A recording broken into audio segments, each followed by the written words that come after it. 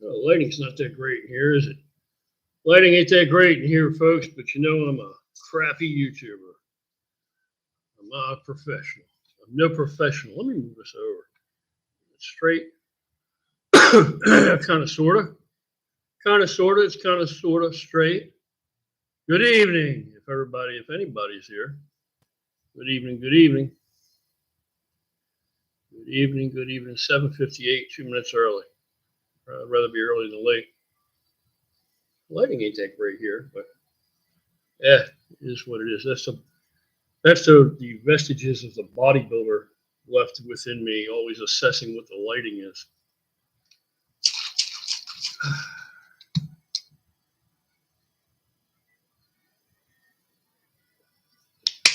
And since I will assess it, but I will not change it, and that's why the lighting's never great.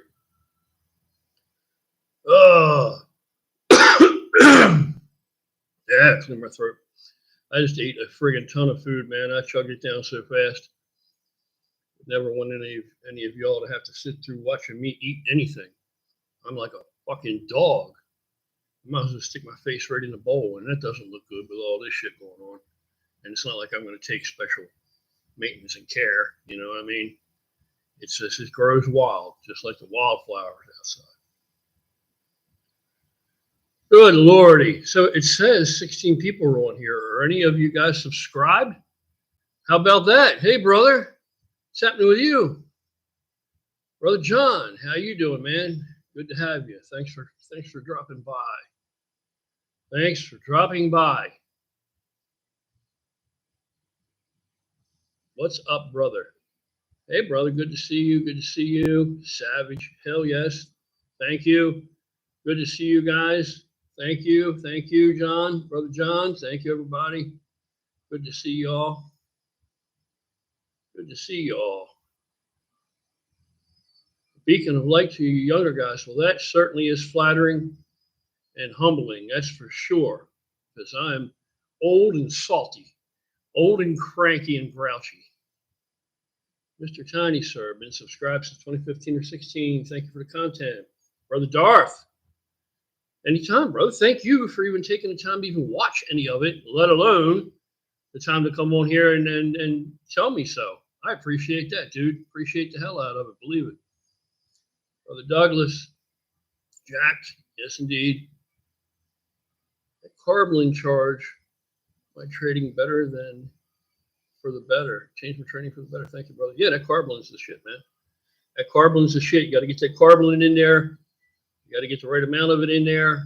If you really want to get into the particulars and shit, there's a way to know if you're taking too much Carbolin so you don't end up fat. And there's a way to know if you're not taking enough Carbolin. But it involves getting a blood glucose meter and all that bullshit. And it's not necessary. You know what I'm saying? It's a lot of shit that you can always do. It's just not necessary, but you could do it. If you take 50 to 75 grams of Carbolin pre-workout, you're going to be fine. You're going to be fine as long as you're working out and you smash that blood sugar. Mowing that yard with a push mower. Yes, indeed. And guess what? It just rained here for like the past 3 friggin' days.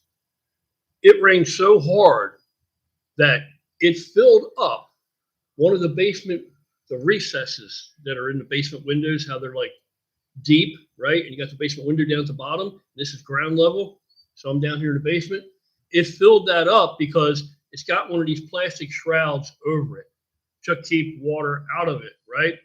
But sun shines through that. Water still gets in there. Grass still grows. Weeds still grow. And enough weeds were in there that we had a torrential pour down like about 4 days ago. It got in there and filled that son of a bitch up with water and was coming in there, blowing through the caulk around that window and was flooding my ass out, man. I had to go out there, rip that joker off of there, take my shop vac, wet drive vac, pull all that water out of there, then come down here and clean it all up. But I got a handle on it now.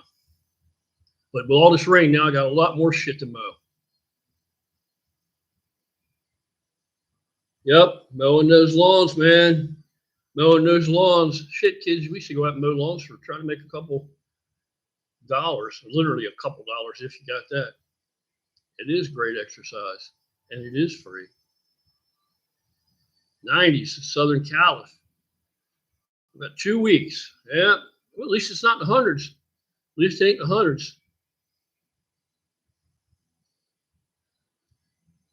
And spread the happy house. Well, that's good, brother. Joker's Muppet Masterclass. That's good, bro. That's good, man. Stay happy. Spread happiness. Spread positivity. Stay mellow and chill. That's all good shit. It's all good shit. Steven, brother Steven. Try to listen to you, but son has music on. And I'm a passenger. Peace to you too, Steve, and to your son, man. Someone said hi. Hey, I get that, bro. I get that. It's his car, his radio, dude, or at least he's driving, right? Got to have the driver's got to be the most comfortable. Driver's got to be the most comfortable. Close to 100. Yeah. Yeah, that's hot. That's getting hot. And it depends how dry it is. Is it like a Vegas dry 100? Or is it like a humid, sticky, tacky, shit? It gets humid enough after all this rain. It can be 80 out there and it's going to feel just uncomfortable, But when it gets too hot, even on a motorcycle, you're hot. Even when you're moving, you're hot. It's just hot air blowing through you.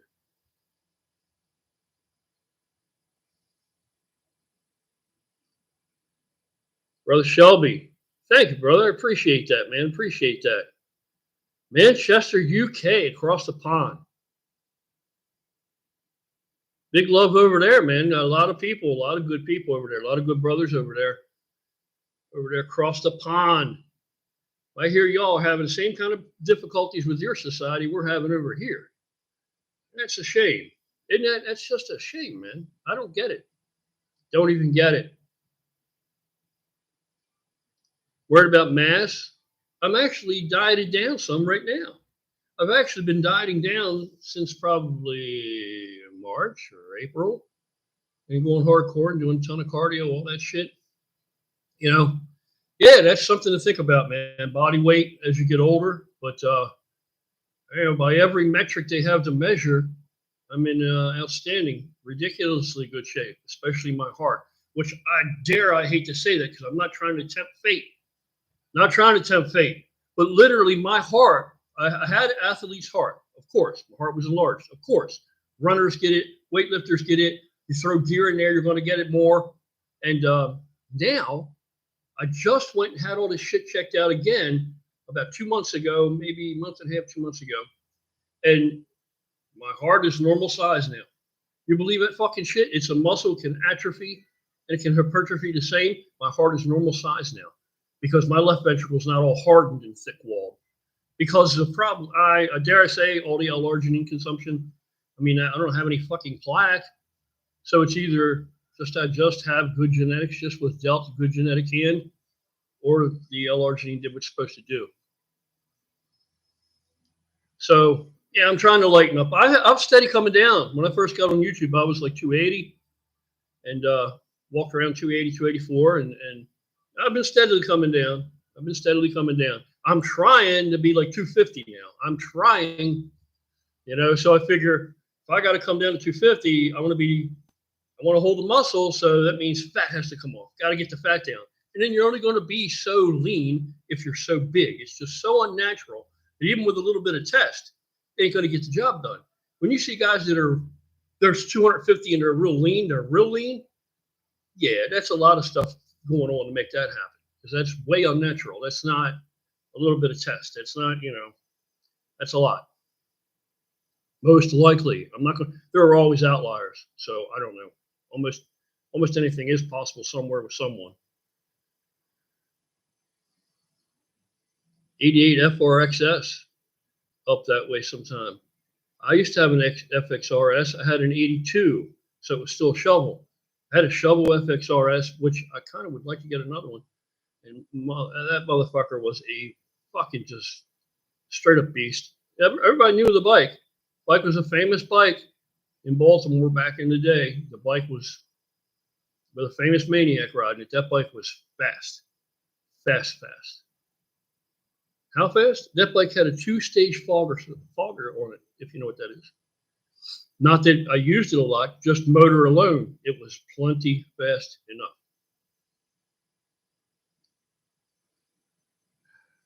Montreal in the house. What's happening, brother? Good to have you. Thank you for coming by. Sub-Q or intramuscular? Yeah, I'm an intramuscular guy just because, old habits die hard. I like it in the muscle.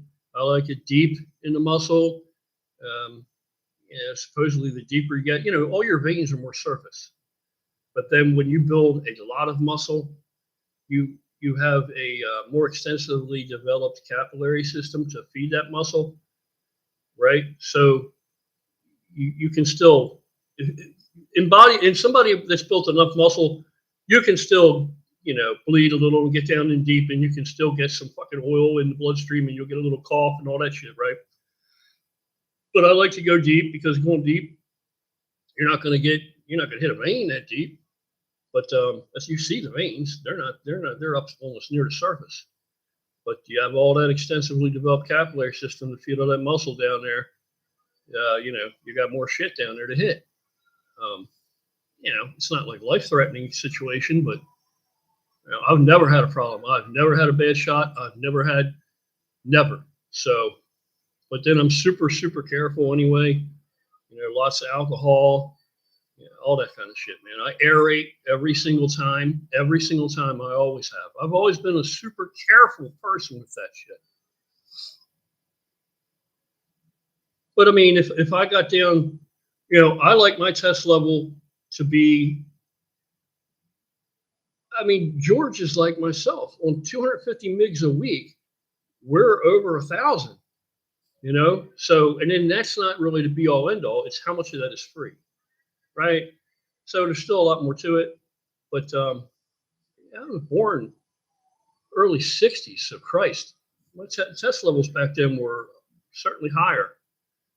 So it's all based on as you get older. What did you feel best at when you were even natural and you were in your prime? You know what I mean?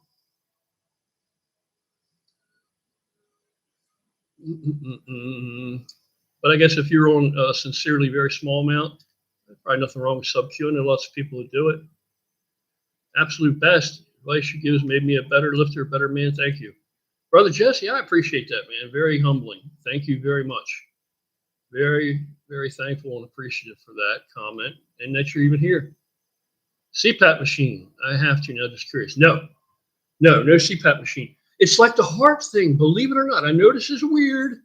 And it's not like I'm on there looking for studies to, your reality, if you find something that's real to you, it's real, right? If a cinder block falls out of the sky and strikes me, I already can pretty much predict what's going to happen. It's never happened to me. So I don't have to have a study to tell me what would happen if a cinder block fell from so high and hit a human being. You know what I'm saying? So certain things, life experiences and shit. And the thing with studies is studies follow observation.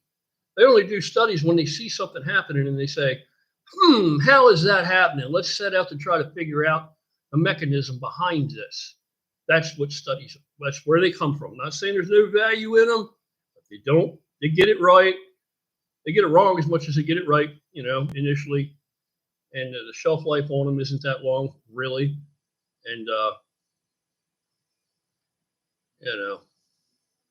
the CPAP thing and the heart thing, the heart going back down to a normal size, I didn't even know that could happen, but I'm going to guess that it's just because not as much gear for so many years now. And I'm going to also say not as heavy lifting anymore. When I was benching 500 pounds every week, just in my typical workout, then that I was a lot denser and thicker. So it's hard to say, but I mean, yeah, I'll take it. But no CPAP. However, when I'm much heavier than this, CPAP, absolutely, 100%. When I was really big, 100% CPAP. Yes. Now, no.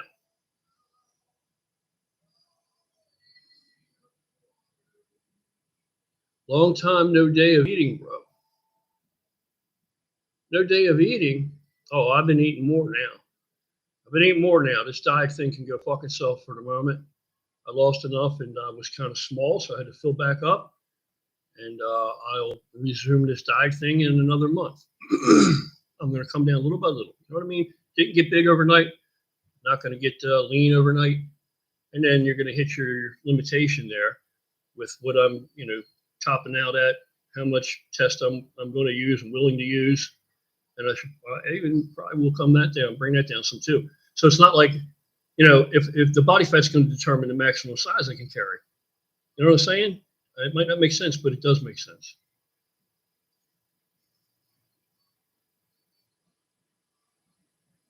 LED lights, yeah, they are responsive normally to my music, but my music is turned down so low, so they're bouncing off my voice. But I have to turn the music down, man, because YouTube won't have it.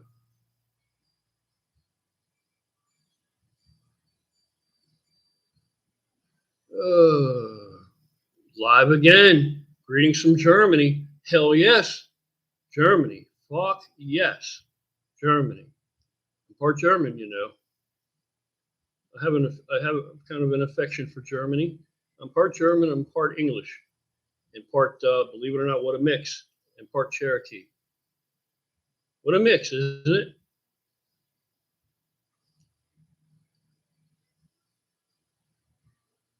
Started to make my own test naturally again. Wasn't fun.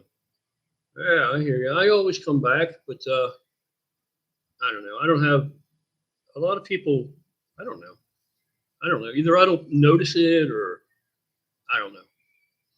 But then again, as an older guy, I can take a nap anytime as it is. I literally can just take a nap anytime. It's not like I'm not like when I'm a kid. It's not like I'm running around so wound up. You know what I mean? Just naturally, I'm always, So it's hard for me to tell.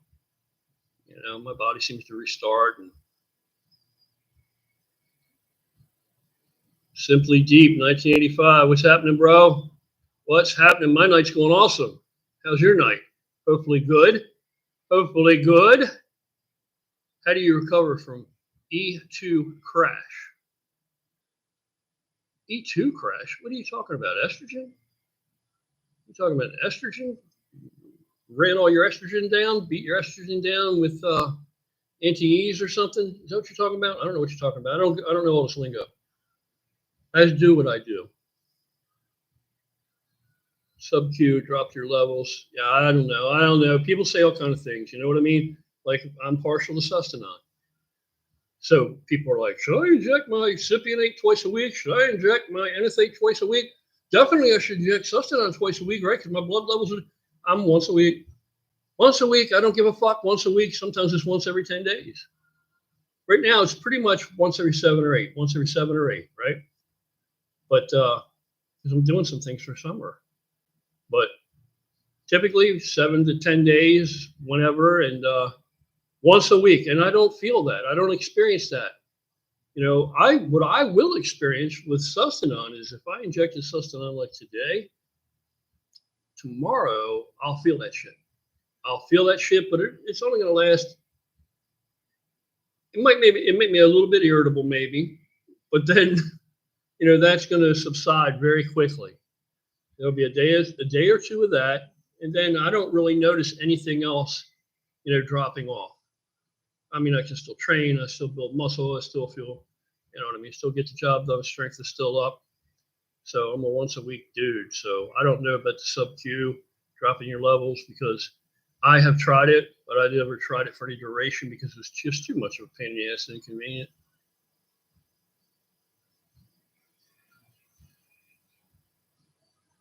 Brother, that's all right, man. It's all right. I was misunderstanding your question last time. I finally got it right. Sometimes I'm like a fucking donkey, Sometimes you got to smack them beside the head.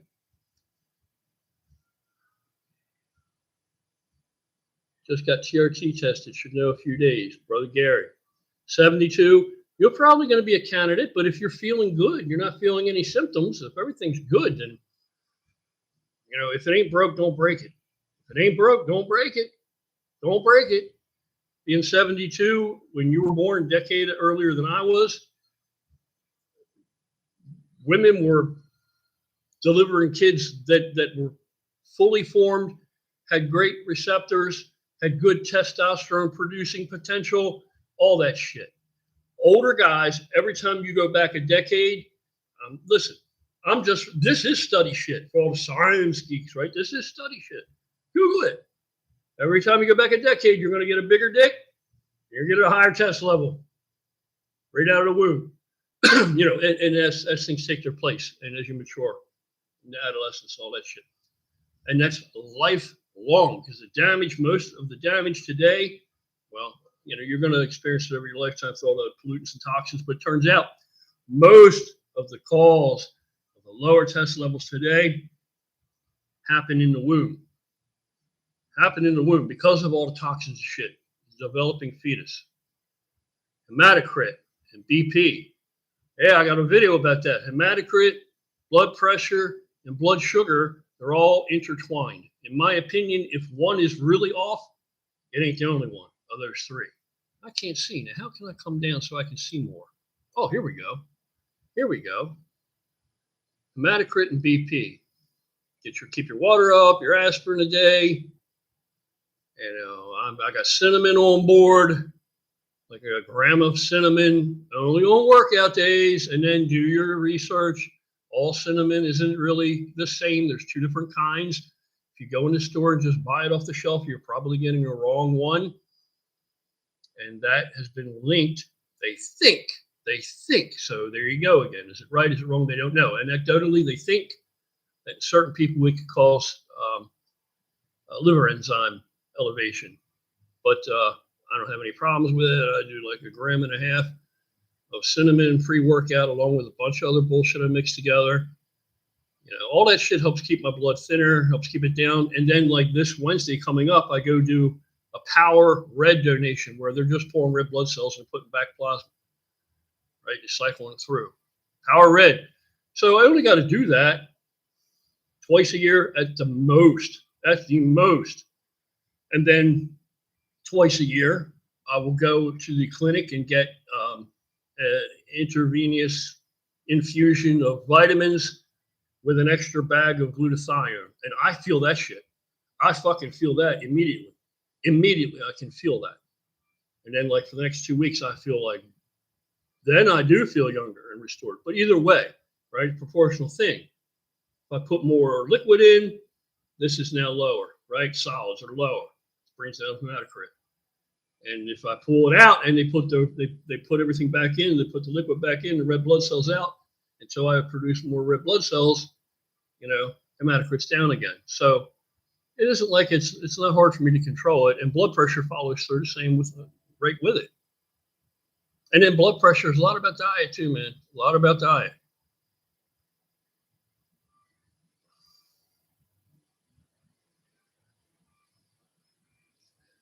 $1,500 CPAP machine for $140. Well, I'll tell you what, if there are people out there suffering that need a CPAP, they have no idea what they're missing out on, brother, because as you would know then, if you really needed it, when I really needed it, it was really big, it was a godsend. It was a godsend, man. I would wake up so many times in the night, just catch myself, just wake up, right? I don't do that now, but when I'm heavier, yes. And that CPAP took care of that. I used to put ice. I would put distilled water in ice trays and make ice special for my CPAP and put ice in the CPAP machine so I'd have cool air all night. Yeah, and fucking CPAP machines, if you need it, your quality of life, it doubles your quality of life. If you need it, you get one.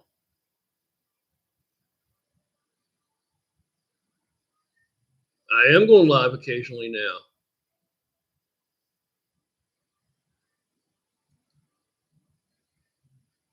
Think simply. Well, thank you very much. Yep, wise old tree.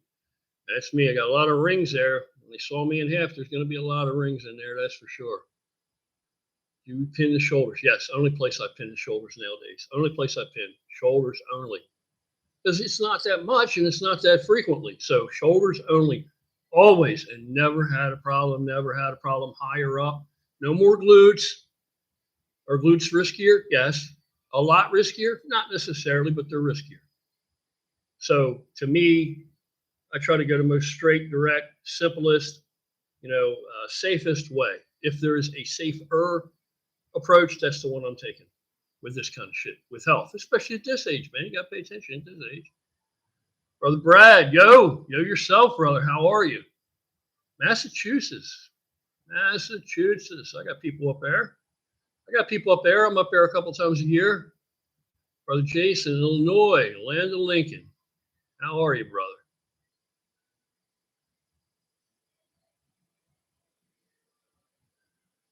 Yeah, I wasn't a person that was easily persuaded into anything spontaneous or followed the crowd or anything. I kind of, I know it sounds arrogant, but I kind of at one point just said, I'm fucking the coolest thing I know. These motherfuckers should be following what I'm doing. I ain't fucking worried about following nobody else. But I made a lot of bad mistakes and went down a lot of wrong roads all on my own. I didn't need anybody persuading me. If I had been a person that not only chose my own path, which was always the wrong road, if I had two choices, I always picked the wrong and hard one. And that's well behind me. That's well behind me. But back in the day, I did, man. And if I'd have been easily persuaded by people that were bad influence, fuck, I probably wouldn't even be here by now. Best advice for training around small nagging injuries. Oh, there's all kind of anti-inflammatory shit that you can do. I have zero aches and pains at 62. I have zero aches and pains. I don't know another human being my age or near my age that has zero aches and pains. That's a motherfucking crying shame. Is it just genetics? Maybe, but I take all kind of precautions too. Like all the turmeric that I consume when I'm working out. And again, on the old workouts, it's in there with the cinnamon. This shit is all super anti-inflammatory. The thing with turmeric is you have to have the right amount. And again, you got to have the right shit. It's not all the same. Got to have the right shit. You get the right shit, and I'll take like 1.5 grams of that shit. And that's my intra-workout drink. It has like 1.5 grams of turmeric in it, 1.5 grams of cinnamon in it. It has a dash of black pepper in it, a dash of pink Himalayan sea salt in it, one little fucking thing of sport formula in it, because when I'm done, it would taste pretty bad without the sport formula. It'd be almost unpalatable. So the training around small injuries, don't do anything to directly aggravate it.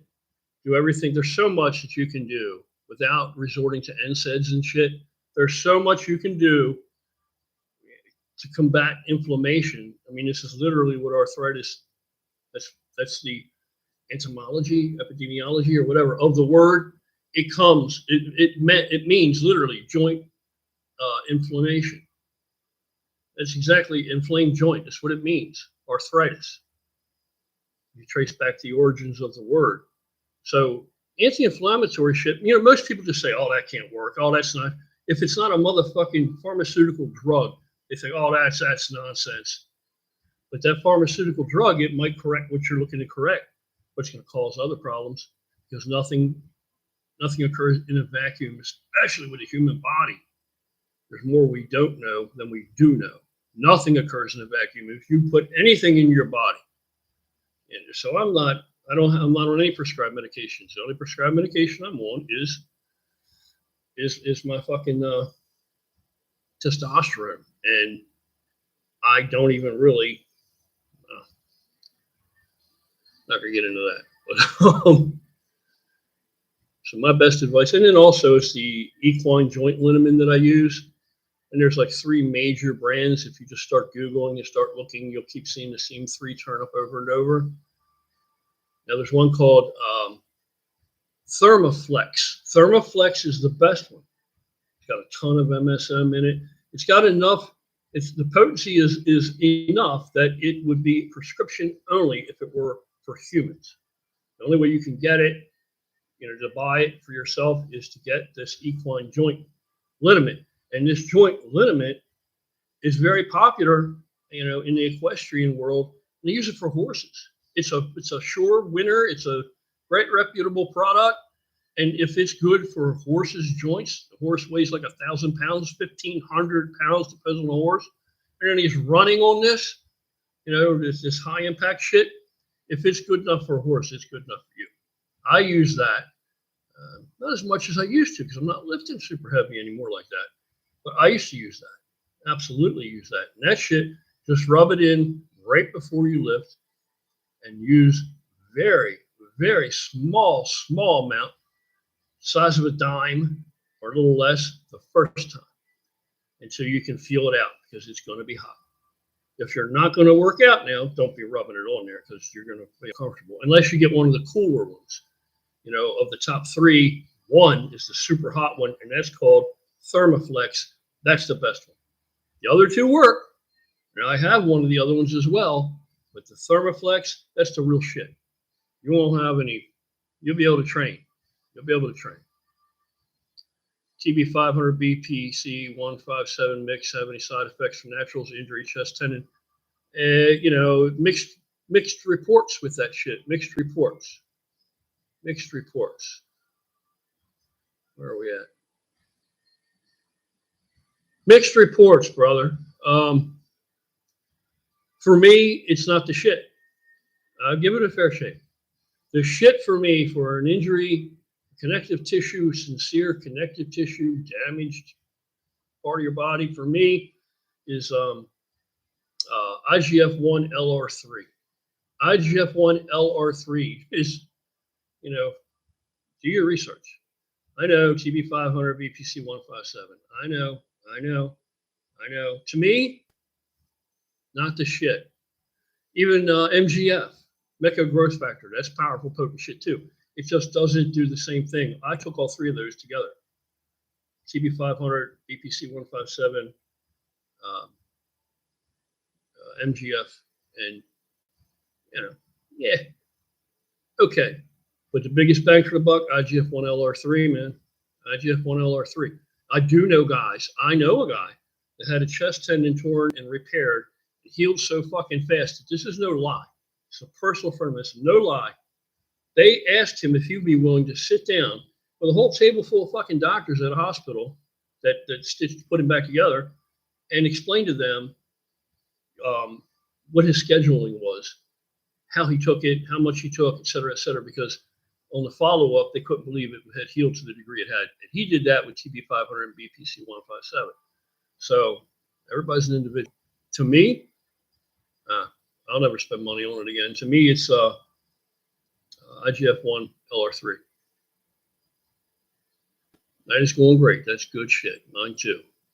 Do I read the comments on our YouTube videos? Hey, you want me to tell you the truth? I got to tell the truth, right? Not so much. And the only reason I don't do it so much, the comment section is for you guys to talk to each other. I don't do it so much because, number one, I just don't have time anymore. I used to. There was a time when I answered every single comment, but I don't have time anymore, and I barely have time to put videos up. You see how infrequently I post.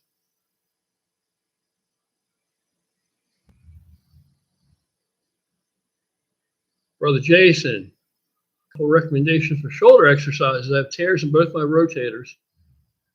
I just turned 50, but the tears happened about 10 years ago. Same deal. Anti-inflammatory stuff, anti-inflammatory foods, anti-inflammatory nutrition, you know, pre-workout or intra-workout while you're working out. That's when I consume it. You know, about a gram to a gram and a half. It's actually 1 to 2 grams, but I don't want to set you on the wrong path. I don't know how big you are, how much you weigh, whatever. Say a gram of turmeric powder, real turmeric, good shit. A gram of cinnamon, but you're going to have to Google. There's 2 kinds of cinnamon. Google and read about it, and you'll get the right one. Get the right one. And, you know, put your little pepper in there, just a dash, because you're going to need that to absorb, you know, to fully absorb the turmeric and the cinnamon, really. And, you know, a little Himalayan sea salt, something like that, just to replace, because it's really hot, summertime, and I'm down here training. Yeah. So I would do all that. As far as exercises, don't do anything that aggravates it, man. Lighten up, right? Train to the weakest link in the chain as an older man. That's what I do, right? Bench press, for instance. If I was going to bench press, which if you got bad shoulders, you don't want to bench press a free weight. If I was going to bench press free weight, I have done it many years with bad shoulders when I was really big. But I used the equine liniment and all that shit, and I was able to do it. If I didn't use that shit, which sometimes I didn't, I could barely move my shoulders the next day. But with the equine limit, I was good to go.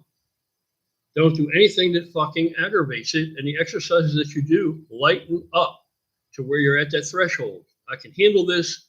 Form is good. You know, I'm getting at the muscle. You know what I mean? Start to do more isolating type of things to try to take, you know, the bulk off the shoulders. You know, my shoulders used to be fucking enormous. They're not enormous anymore, but they still are pretty good. But it's taken me a long time to work around these injuries and to strengthen these fucked up shoulders up that they told me, oh, you got to have surgery like yesterday. I said, well, let me try my own approach. And if that doesn't get me anywhere over the next so many months, because nothing happens overnight, then I'll be back. But guess what? I didn't go back. My shoulders are pretty good now. Where I couldn't hardly lift up to take something out of the cabinet this time last year, now I'm fucking shoulder pressing. Seated shoulder pressing again. You know, it's just don't be reckless. Take your time. Do not despise small beginnings. Recover from estrogen crash. I've never experienced it. I'm not real sensitive to it. I just don't have the receptor distribution to fear it. I don't use anti-E's. The only time I take anything that has an anti-E effect is if I use Proviron, which I haven't done that since a year ago. Or I might take Mesteron. And I just did take a little bit of Mesteron today. You know, and I'll just throw that in there once in a while. Just once in a while. But other than that, no dedicated anti-E's because I don't have an issue with it. Ad will run shortly for some viewers, this warning says. So that blows. What am I supposed to wait for the ad? I'm going to skip that ad. Hang on. There we go. Hit a skip button. We don't have to go through that ad.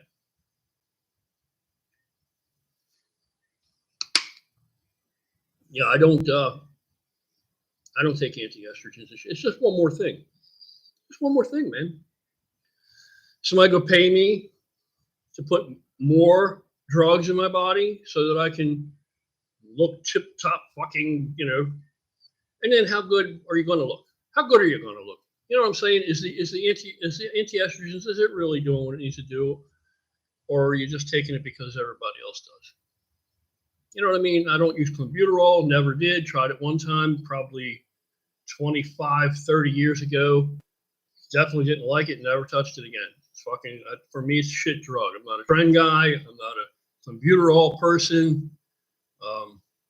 And I'm not an anti-E person. Now, I've always had them on hand, you know, initially, so that if I needed them, I could take them, right? And I'd have a couple different versions on hand, depending on what kind of side effect I would develop. But I never developed any, so what the fuck? This is me with no anti-E's, just a little Mesteron today, you know. So how you recover from estrogen crash, I couldn't tell you. Stop fucking around. Stop fucking with your estrogen. That's what I would say. Stop fucking with it. Eat a good diet, get good rest, et cetera, et cetera. You should be able to rebound back. Do I let the resistance of the weight determine the tension in the muscle, or do I flex the muscle hard like a peak contraction, no matter what the weight might be? Yes. I train lighter now. I train smarter now, not harder. And so contraction is important. And it's very important that I actually feel the muscle do the work. And I have to catch myself because sometimes I'll revert to just pushing the weight. And then there's a big difference. If I just am pushing that weight, it might not even look like a difference from outside looking in. But when I concentrate and I'm actually flexing the muscle that I'm trying to train, it makes a big difference. Absolutely huge difference. Brother Brad, what's happening, brother? Brother Rackpool, thank you. You have a good weekend as well, my friend. Correct. Huge difference in sentiment. You're exactly correct. You are correct. Hypothetical question, not another one. How to respond to getting enticed into something naughty by your lady alone in the area other than your house in your younger years, if you want to answer that. I answered that last fucking time. I'm not one of these dudes, not going to be out somewhere doing some daring shit like getting a hand job on a fucking Ferris wheel or old school. I feel that if a man can be nothing else, he can at least be a fucking gentleman and he can be in control of himself, right? Not going to say I've never had sex outside somewhere, but it would have been in the woods and not out of necessity. It would have been because, maybe the chick dug it and a little extra something, so yeah, but I'm not a real daring guy. Like, I'm not going out there having sex somewhere where I might be seen. I don't need that to entice me. I like women. I don't need a whole bunch of extra shit. I don't need, this isn't enough. I need to make it daring, have an element of dare to it, I don't need all that fucking shit. That's too much.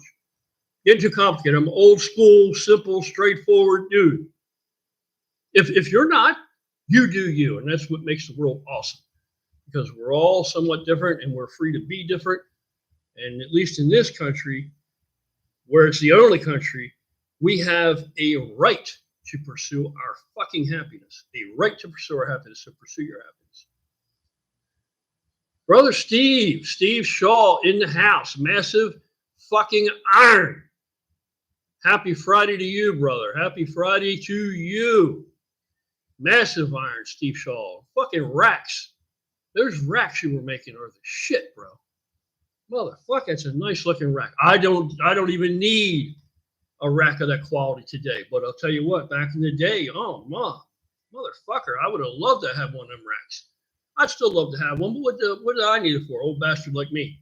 I just train with fucking junk and old used shit, and I'm not moving any kind. I'm not burning the town down with the weights I'm moving now. You know what I'm saying? But that rack is some fucking real shit there, man.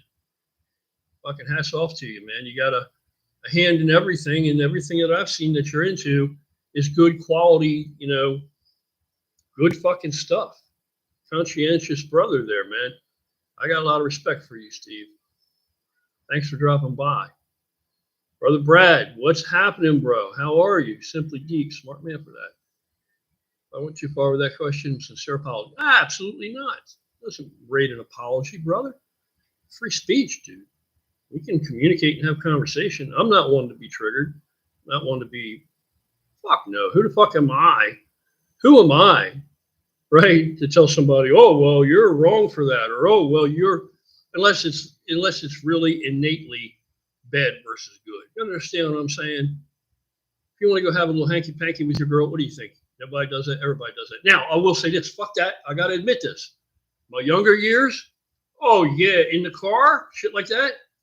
Brother, I had a 68 bright orange Dodge Charger with a 383 in it. And had some good motherfucking times in that car. Good times in that car. And to be honest with you, I lost my virginity in the back of a fucking, believe it or not, in the back of a Chevette when I was in high school. In the back of a Chevette. I was 15. Lost my virginity in the back of a Chevette.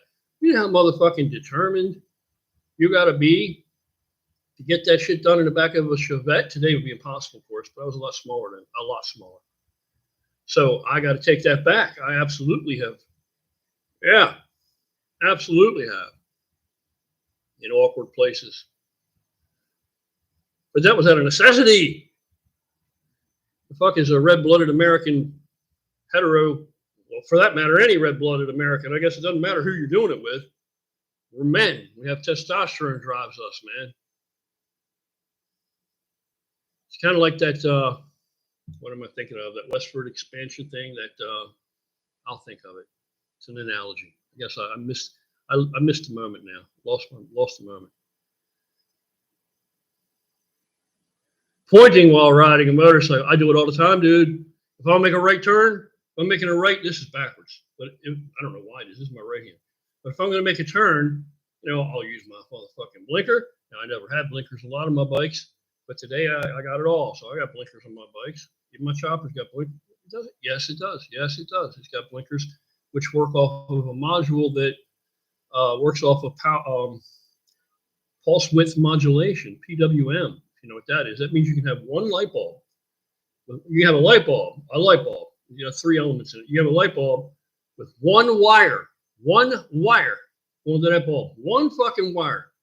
And that light bulb will function as a turn signal, as a brake light, and as a stop light. 3 functions, brake light and a running light. Running light, brake light, turn signal. With one wire, pulse width modulation. Fuck yes, simplify. But I'll turn that signal on, and I will also do this shit, right? I'm pointing like this shit, right? But I'm going like this, from behind so they can see me. Sometimes I'll look over my shoulder and do that shit. Let them know, motherfucker, I'm turning, waving around to make sure they see I'm turning. If they're in front of me, I'm pointing, I'm turning. Plus, I want them to see I'm a little bit irritated. Some people say to me, why are you so pissed off when you're riding all the time? People are riding with me and shit. I'm like, I'm pissed off. I'm having a great time. I want these fucking people to pick up the vibe. You know what I mean? Like if somebody's too close to me, I'm like, motherfucker. And they can almost feel that vibe. I'll look in my little mirror and be like, you motherfucker. And I will actually literally turn around and go like this, right? Both hands off the handlebars, go like this, right? My bikes go straight. I align my bikes. That's a big deal too. It makes a huge difference. If your bike turns easier one way than it does the other way, it's not aligned properly. Not aligned properly. So I'll do that. Or speed limit sign. If speed limit is 25, I'm going through a slow area. I don't feel like catching a ticket, right? I'm cruising. If I'm cruising, the speed limit is 25. If I'm going 25 to 30, and somebody wants to push me and they come up on my ass, when I get to that speed limit sign, I'll go like this shit. I'll point at that speed limit sign, look over my shoulder. And I know, you tell it to people, they'd be like, oh, that wouldn't affect me. I wouldn't, but, well, you know what? I don't care if it affects you or not. If it gets too out of hand and it escalates because somebody's an asshole, I can be an asshole too. And it can escalate. Believe me, at my age, you don't think I realize it's a possibility before I even, come on, man. Come on. Yeah, that pointing shit. Make a spectacle of yourself. You want motherfuckers to see you, man. People today, man, they act like they just got in a car yesterday and started driving. I really think that I could take some of these people that got licenses. I don't know how they got them. I think I could have taken my dog before she passed. She was so intelligent. Put her behind the wheel of a car and just threw it in gear. And I think she could have driven just as well as some of these people do. 36, Testosterone 500. What the fuck happened here? 36, Testosterone 500, considering TRT. Could you elaborate on TRT, good, bad, ugly? If you're at 500, I don't know where TRT is going to get you or not. You're going to have to find out with blood work and all that shit, right? 36. And then where were you? Are you feeling negative effects of low T? That's what it comes down to. Nobody really knows where you were in your prime when you felt great. So if you don't feel great anymore and you're at 500, it's very well likely you were probably 800 at one time, 900 or whatever, right? Maybe 1,000, maybe. My age bracket, motherfuckers were walking around 1,400, 1,300 naturally, So if you were naturally 800, 900, you could have been at 1,000, right? The normal range even today is to 1,100, I believe, right? On the high end. So the guy that's been up at the higher end all his life, and now his test level's dwindling as he ages, he can still test and say, oh, you got 600. Oh, you got 500. You're not low. For him, it's low. He's half the man he was. So that's all good. The other shit is you just got to stay on top of it. You got to monitor it. You got to get an ad getting ready to run. I'm going to skip that one too. Fuck it. And full speed ahead, damn torpedoes. And you have got to watch your hematocrit. Your blood's going to get thick. You got to get blood work done. You got to watch your liver enzymes. You got to watch your blood pressure, all this shit. But that's shit that an older man does anyway. 36, in my opinion, is kind of young yet. But if you're already feeling the difference and you're dragging ass and you get your blood work done and you feel like your test level has dropped, considerably from where it was when you were feeling good, it's not impossible. It's certainly possible. As long as the blood work backs it up, because you could have 500 total test, and then you might not have any free test hardly. That might be the low number. So then taking more tests might not rectify it. You understand? So it doesn't, the number, total test matters, but that's not the whole story. That's only a part, that's half the story. The other half is how much of that is free. How much of that is, in other words, available for your body to utilize in the way you want to utilize it? You know, is there something else going on? Good buddy of mine, he was low, but he had estrogen problems. Didn't look like it, right? So today, used to be endocrinologists were the people you wanted to talk to. Not so anymore. Not at all anymore. Now it's urologists. It's the dick doctors. The dick doctors they know the most right now. They're at the cutting edge. They're the ones that specifically deal with this kind of thing day in and day out. So they know to look at a whole bunch of shit and then follow their advice. But do everything the doctor tells you to do, man. That's what that avoids the bad and the ugly. If you do everything the doctor tells you to do and you don't slack on it, you don't take it for granted. You don't look on YouTube and say, oh, well, all these guys are okay. They're taking tons more to meat. They're not okay. Some of them aren't okay. Some of these motherfuckers are so unhealthy. You see them. What happens to them. How come they don't have any physique anymore? They don't even look good. Skin sagging off of them. Every other fucking thing. They're not that old. You know, they were around, they did their thing, and now they something's wrong with them, a lot of them. A lot of them have serious problems that they don't talk about. And I know that to be a fact. I know a couple guys that have serious fucking health issues that are never going to tell you they have health issues like that. So you want to do everything right. That's my advice. Definitely go with the doctor and do everything the fucking doctor tells you, because you're only 36. If your intention is to hang around a while, then that's a long time. If you go on now, you're going to be my age one day, God willing. And God willing, I'm going to be a little older yet after this. But at 62, from 36 years old, always being on replacement, yeah, to do that, you're going to have to do it right. So follow every fucking piece of advice the doctor tells you like it's gospel. My take on Sarms, I don't like them. I've never used them. I think they're shit. It's kind of like the old pro-hormone stuff, right? They worked. But how much did you have to take? DHEA. To really fucking feel that, to really experience any real anabolic effect, how much do you have to take? There was another one, cyclophenol. Cyclophenol was taken and pulled from the shelves at GNC. This is back around, I don't even know what fucking year this had to be, 90? Probably 1990. They pulled it from the shelves because they deemed, the FDA decided it was a drug and they weren't going to have it, you couldn't buy it over the counter anymore, cyclophenol. I don't think it was useful enough that it replaced drugs in the arsenal that already exist, but it just ceased to be. It wasn't good enough to actually replace the prescription shit that's already out there, but it was too much to be on the shelf over the counter as a supplement because it, in and of itself, created a drug-like effect. Not synergistically, but something else, right? Unto itself. So that categorizes it as a drug. And it was an anabolic effect. So I went around, and this was already supposed to be pulled, and I made phone calls, and I found several bottles of it still in GNCs, different places. So I rode around, I got them.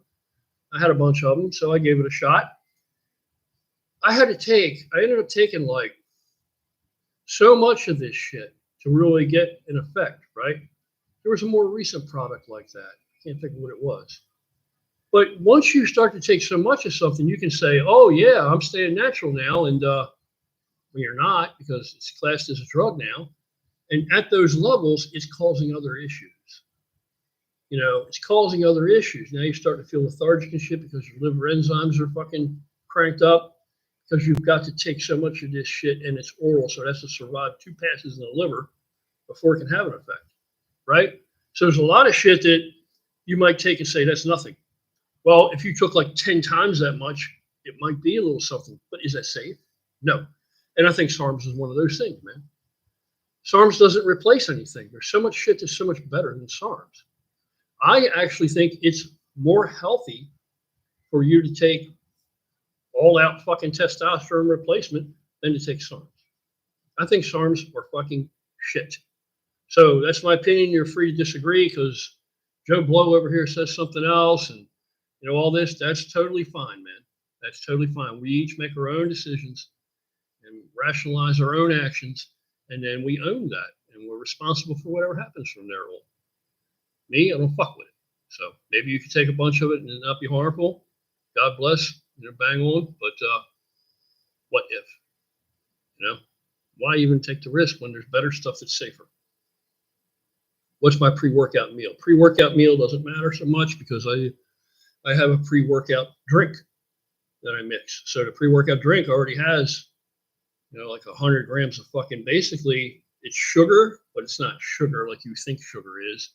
It's Carbolin, which is a modified simple carbohydrate that's been modified to behave like excuse me, I'm all fucking backwards and I'm talking too fast. It's a complex carbohydrate that's been modified to behave in the lab to behave like a simple carbohydrate. So it spikes blood sugar faster than pure glucose, but it sustains. They say it sustains up to 2 hours, the FX says. In me, even when I've been bigger and taking like 150 grams of it, right? Now I only take 50 to 70. But in me, I can smash it and it'll last for about an hour and a half in the gym, right? Because you get out of the gym, if your blood sugar is still too high, you're going to get fat now. Okay, so, but you don't want it smashed dead flat either, because then you could have had more. And then that Carbolin just behaves. That's the engine that's going to, cause the insulin spike, because what? If they're checking to see if you're diabetic, they're going to give you 75 grams of like glucose or whatever they're going to fucking use, right? And they're going to want to see you manage that, bring that blood sugar back down on your own accord within 2 hours, or in 2 hours time, they're going to take your blood sugar level again. They want to see that your body's been able to manage that in 2 hours. If you're normal, healthy insulin, everything works right, you'll be able to do that. 75 grams. Okay. And that's not working out. Working out crashes blood sugar. So if you take 75 grams, because that's the amount that they deem generates the healthy insulin spike, then I take the 75 grams, I work out, by the end it's smashed, but it also, what does insulin do? Insulin shuttles nutrients into the cell, through the cell membrane at a high rate, right? At a high rate. So you've already got, the Carbolin is also going to be not only generate the insulin spike, it's going to become material mixed with water to make glycogen. And so as you're bringing that muscle out, you're able to supersaturate it with that shit back in. And if you do that for about a week or 2 weeks, you never miss doing it every workout, you will noticeably be fuller and rounder. You will see it. You will see it. And yeah, it's just glycogen. It's glycogen in your muscles. You're swollen with glycogen. But a very well hydrated muscle is a safer muscle, and it's a muscle that can generate a more brutal contraction, And the other thing is, on a side note, small steps to the moon, as you stretch that fascia. All things being perfect, what's the fastest you can build muscle? What's the fastest you can experience hypertrophy or even hyperplasia? What's the fastest? Well, the limiting factor is that fascia that encapsulate that muscle, that fascia's ability to be able to expand and accommodate that new growth.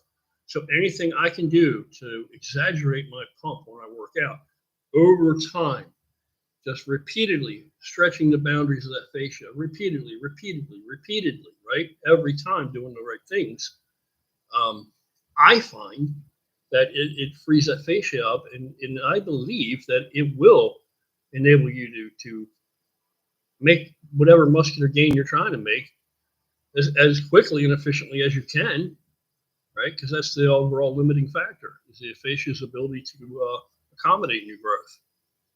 So pre-workout meal, not as important as, even if I'm cutting carbs, I don't count those carbs. That's 75 grams of what almost amounts to sugar, right? Except it doesn't crash. I crash it through exercise, through burning it all up. But I don't count that because it's not there when I finish the workout. By the time I finish the workout, my blood sugar's back down. DMSO, yes, DMSO, fucking right. DMSO, when I lifted heavy, DMSO was the shit. But DMSO was like maintenance thing all the time. Awesome shit. It's also a transdermal carrier. So anything that's in DMSO, for instance, if you crushed up an aspirin and you mixed it in DMSO and you rubbed it on you, you would taste the aspirin. So yeah, DMSO, except then you smell like garlic, et cetera, like you sweat it.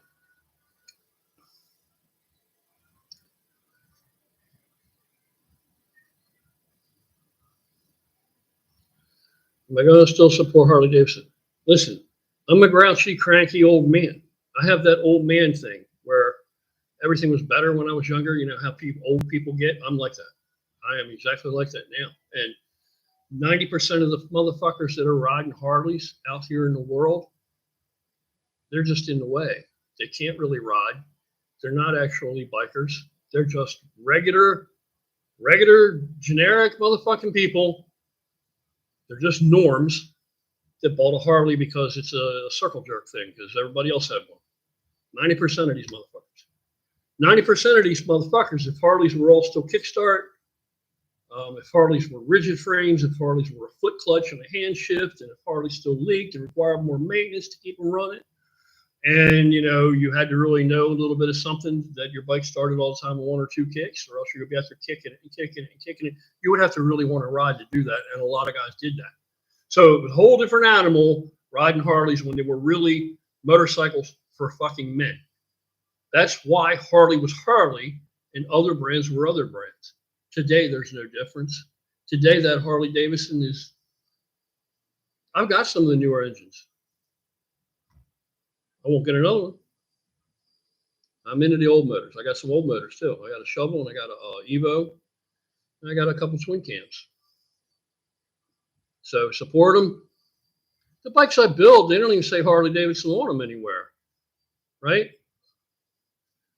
Now, if I were going to have like a really awesome motorcycle, something iconic, like a Pan or something, I like all those badges. Back then, they were cool looking. So it's just, and they in no way represent today.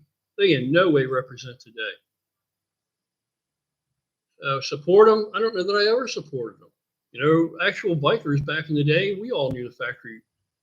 They turned corporate and abandoned us a long time ago, distanced themselves from the circles that I come out of anyway, okay? Distanced themselves from us a long time ago. So you're never going to see me walk into the dealer and buy anything, a new bike or any of their Chinese-made T-shirts, right? Which if you walk through the dealer anyway for the past decade, you pick something up and look at the tag on it, you will not see Made in USA. You won't see Made in USA. Now, I have, and they're not my favorite boots anymore either. I don't even really wear them, but it's not because it's boycott. It's just because I've gravitated toward another boot. But I have a pair of USA-made Harley-Davidson boots, and they cost a lot more than a boot that looks almost exactly like it that's made in China. But that Chinese boot, because I tried them, I didn't know, and I bought it made in China. Okay, well, I'm wearing them. I would go through a pair of them every 6 months, right? Because I don't just wear my shit, this pretty shit to get on the bike and ride. I probably should, but I don't. But these made in USA Harley boots are the real deal. Absolute total difference, nothing the same as the other. So they do still make made in USA products like that, but they're very expensive. Much, guarantee you, the majority of people you see out there with all this Harley-Davidson shit on, it's all made in China, man. It's all made in China. I know my leather is made in Pakistan. Pakistan has a fucking hellaciously good reputation for the quality of their leather. Now, I don't know if that's a water buffalo or what the fuck it is, but it's heavier than fuck, and the stitching is what matters in a good jacket is the stitching. I know that jacket would be like a $500 jacket here in the USA. So should I have not bought it? Whatever. I don't know. It's got to cover my hide, and if I hit the asphalt or the concrete, I don't want the sleeves and shit coming off of them because that's what they do. Cheap jackets come apart. That leather just pulls right off. I've seen it. Whole sleeves just come right off. And that's because of the stitching. Nobody thinks that looking at the stitching, Some people do, I guess. But no, I'm not a guy that supports the dealer anyway. I'm not a guy that goes to all the dealer things. Very, very rarely do I. I know people that are mechanics at a couple dealers that are friends, but no, they're not selling me any. I'm not going in there and spending a lot of money in a dealer anyway, so fuck them. I've felt that way for a long time. Fuck them. Favorite training splits. Approach to volume, intensity, and frequency.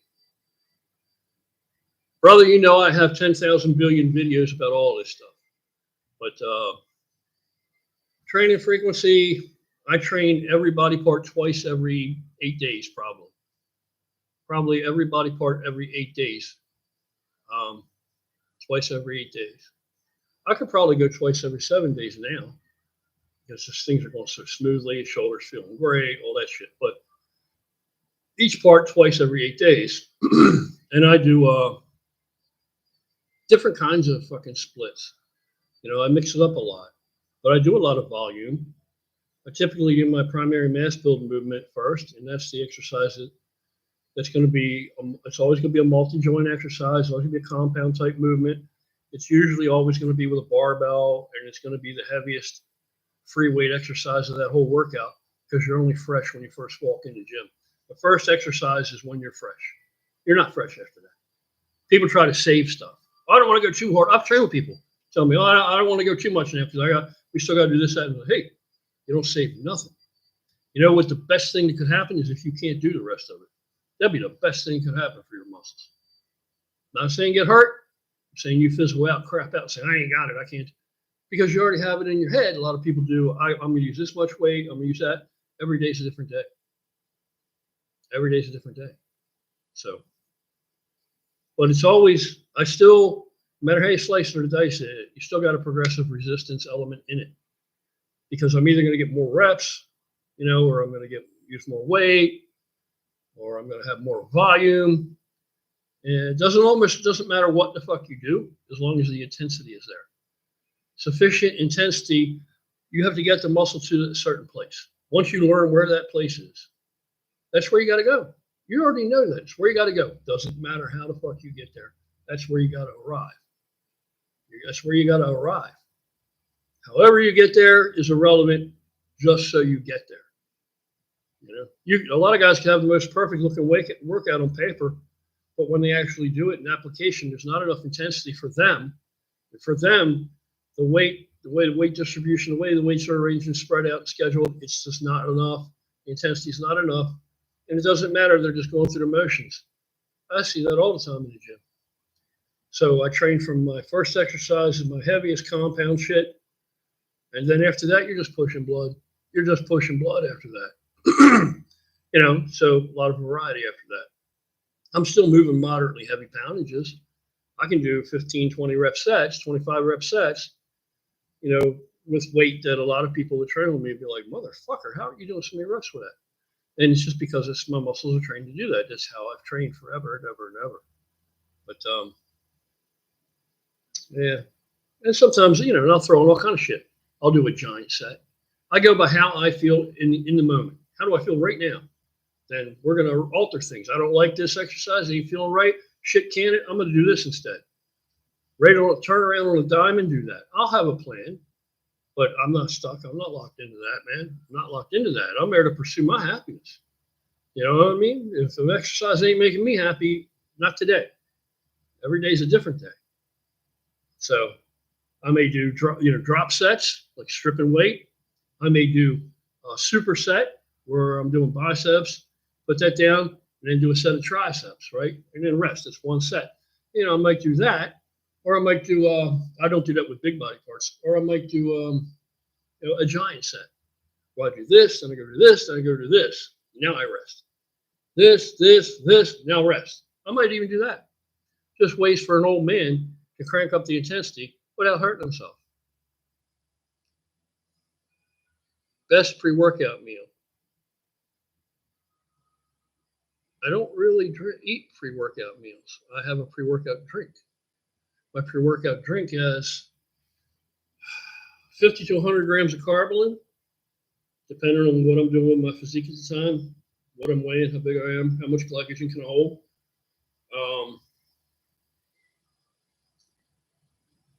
I have probably 20 to 25 grams of L-citrulline, not malate, because malate is a scam. Not malate. It's a waste of my money. Just citrulline, L-citrulline. About 20, 25 grams of that in there. About 5 grams of L-arginine. Used to be 15 grams, but as I get older, I tolerate it less and less, and now it's 5 grams. Agmatine sulfate, I'll put about 1,500, about a gram and a half to 2 grams of that in there. Yeah. And then I'll probably put something in there with a little bit of caffeine in it. Not a lot. 100, 200, not any kind of crazy mad amount. And then, so I have my pre-workout, and then I have my intra-workout drink, which serves a different purpose, but both are necessary. I think the window around including the workout is the most opportune time for you to really, it's nutrient timing. It's nutrient timing. You really want to make gains, that's when it matters. That's what matters. After that, just eat big chunks of protein throughout the day. Why big chunks?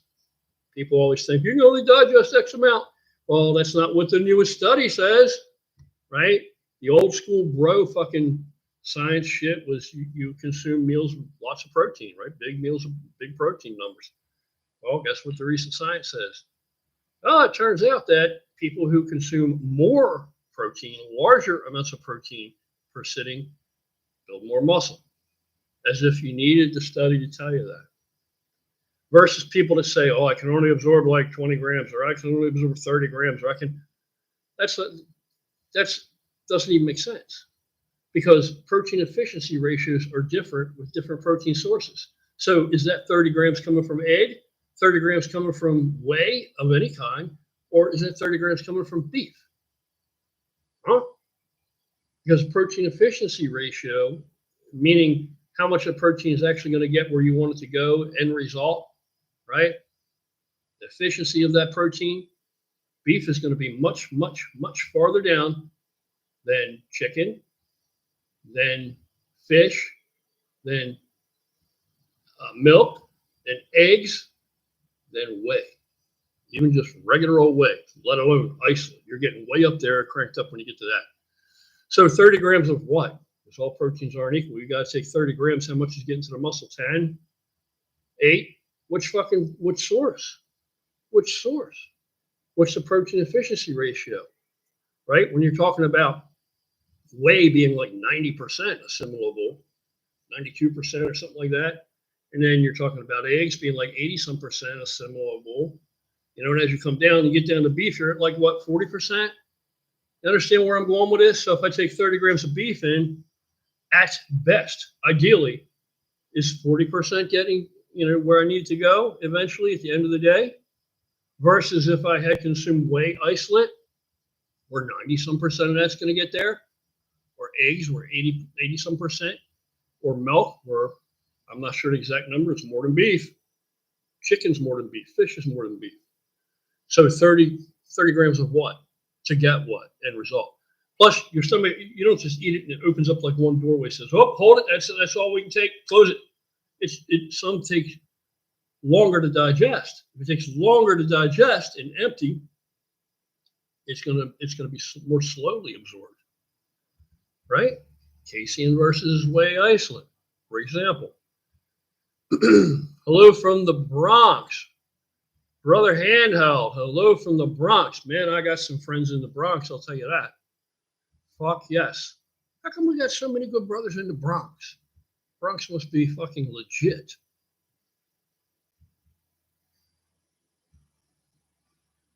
Well, I work out before work tonight. Fuck yes, brother Rodney, I'm honored. I'm honored, brother. Have a good workout, man. Keep getting it. Keep getting it. You know where you got to get that muscle. Do what you got to do to get that muscle where it needs to be. Thoughts on using table sugar as pre-workout? Bad idea. Bad idea, because the workout itself, even cardio, crashes blood sugar. If you doubt that, take a blood sugar reading, work out, and take it afterwards. You'll really notice it on cardio because it's so much more controlled, right? Effective, correctly performed cardio. Shit. Check your blood sugar before you get on the treadmill. Get on the treadmill and you get off of it. Well, fucking shit's going to be like, if it was high, it's going to be like 20 points lower, right? There's like a fail safe. It's not like you're going to dig a hole so far to China. But yeah, so table sugar, no good, because table sugar generates a crash, blood sugar crash. You're already doing that with the exercise. You need something that's going to sustain a little bit longer. So table sugar, bad idea. 6'3", 250. I would take like 100 grams of Carbolin, but don't hold me that. Depends. Again, I don't know how much of a factor it is for how long you've been training your muscles and been supersaturating with them or attempting to supersaturate them with glycogen. How much glycogen can they hold? They will learn to hold more if you do it every time pre-workout. You will notice that you will get bigger and bigger and bigger pumps. You're going to top out somewhere, but you'll see. You'll see what I mean. So at 6'3", 250, I'd take 100 grams. I would take a minimum 75 grams. Everybody needs a minimum of that, but maybe even 100 and go from there. So, fat cooking food. Brother Faded, what does that mean? Fat cooking food. You're cooking your food in fat? What are you telling me? Or you are fat cooking food. What are you telling me? What are you telling me, bro? I'm down with the cooking food part. So I'm very curious. I am very curious. Anytime about cooking food, fuck yes. Want to train at my outdoor gym on the river next time you're in Mass? It'd be my honor. Yes, I fucking do. Send me an email, brother. gorillawithacalls@gmail.com. Send me an email. Send me an email with some contact information and shit. I'll take you up on that. Next time I'm up there, I will absolutely take you up on that, brother. Thank you. I appreciate the hell out of that.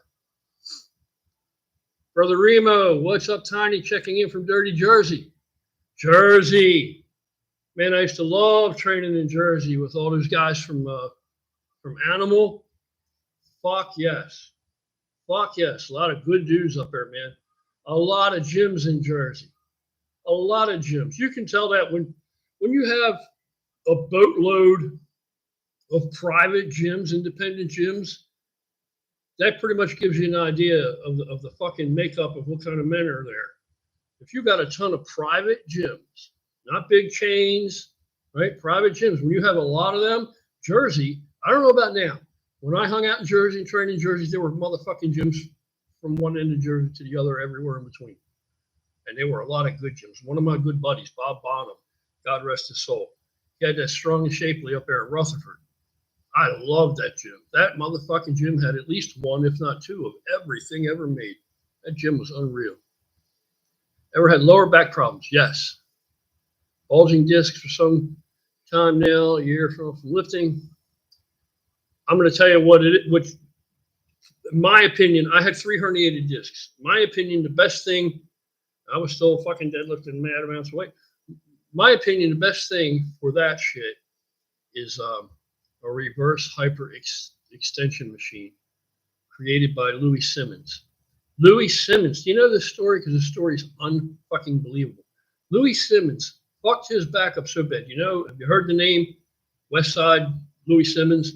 Louis Simmons is a fucking man's man. This motherfucker had all kind of powerlifting records, right? We're talking world records, all kind of records. Big dude. Fucked his back up so bad, everybody said, well, that's too bad. He had his heyday, but this is the end of Louis Simmons. Well, he was told he's never going to be able to lift again like that, right? Doctors and all this shit. He invented the reverse hyperextension machine. How the fuck where that came from, what kind of alien consciousness put this in his head while he was sleeping, I don't know. But he invented reverse hyperextension, right? Google it, super popular. You can get them all over the place now. He created that. He made one homemade and he started using it. Guess what? He came back next year and competed and broke his previous records. Yeah. And I have always turned to reverse hyperextension when I've had back injuries. It's almost immediate pain relief. It's almost immediately pain relief. I have actually been in situations when I was really, really big, many years ago, where I would walk in like, oh man. And in powerlifting, and I hung out with so many powerlifters, there's always a reverse hyper around, always. People own them, they're always around. So I could walk in, oh fuck, get on that, do a few sets of that motherfucker, and then walk out of the gym like a new man. Immediate pain relief. It's unfucking believable. Reverse hypers. So start out light. Even if you don't put any weight, it's just the movement is beneficial. And you'll see. You'll see. Blinker and point. Fucking right. Because people are preoccupied like this. They're driving and shit like this. You know, hey, fucking next thing you know, they're crammed into somebody's fucking motorcycle or something. So yeah, try to get their attention, make a spectacle of your fucking self. When I go out on a ride, make a spectacle of myself. I do it on purpose, not because I'm trying to be all that, but because I'm trying to be all seen. I want people to notice me. Well, that guy's got a bad attitude. Look at him. You know, I don't give a fuck. My goal is just that they see me. I don't care what they think. I'm not being outright disrespectful. Just asking to be noticed and allow my space and you not run me over. I don't think there's any disrespect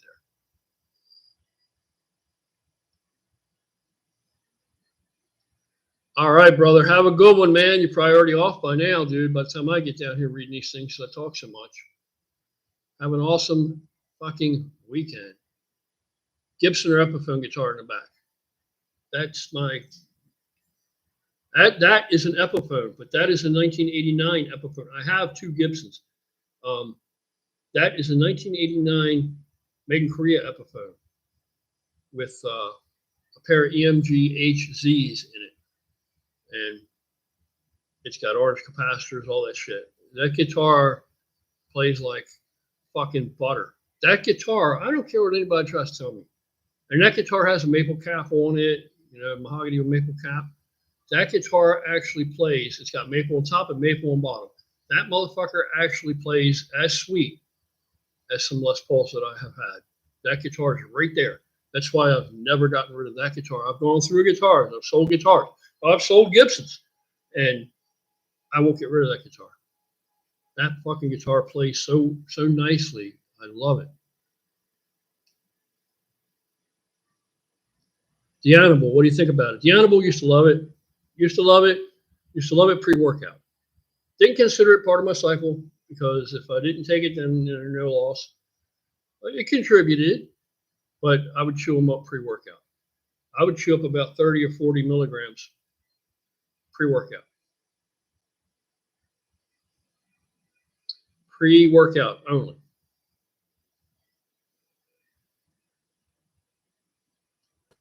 Brother Rob. What a story. Rob has got himself in a bad spot, man, and he just has been under a lot of pressure. Rob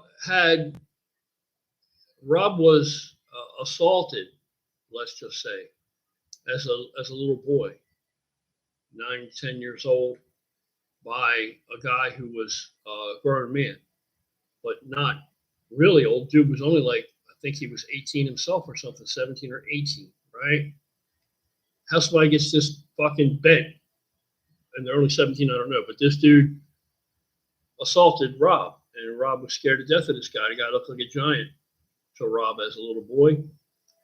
Anyway, it changed Rob's life. Rob has problems with trusting people. He definitely has problems with opening up to people, letting people in, and he has serious problems with relationships. And who wouldn't go through some shit like that? The dude did this to him a few times. Last time it happened, he tried to drown him. Rob, just by the grace of God, got away. But he never saw this motherfucker again. The guy used to live near him, right?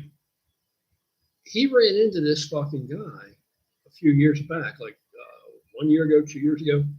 I think it's been a year. He ran into this guy last year. Happened to bump into him in a shopping center. And he texted me and said, this motherfucker is here. I haven't seen this guy since I was a little boy. And, I don't know what to do, man. I'm freaking out and all this stuff. I told him, I said, are you sure it's him? He said, yes. I'll never forget it. I said, do you want me to come down there? Because I figured maybe he's in no condition to drive.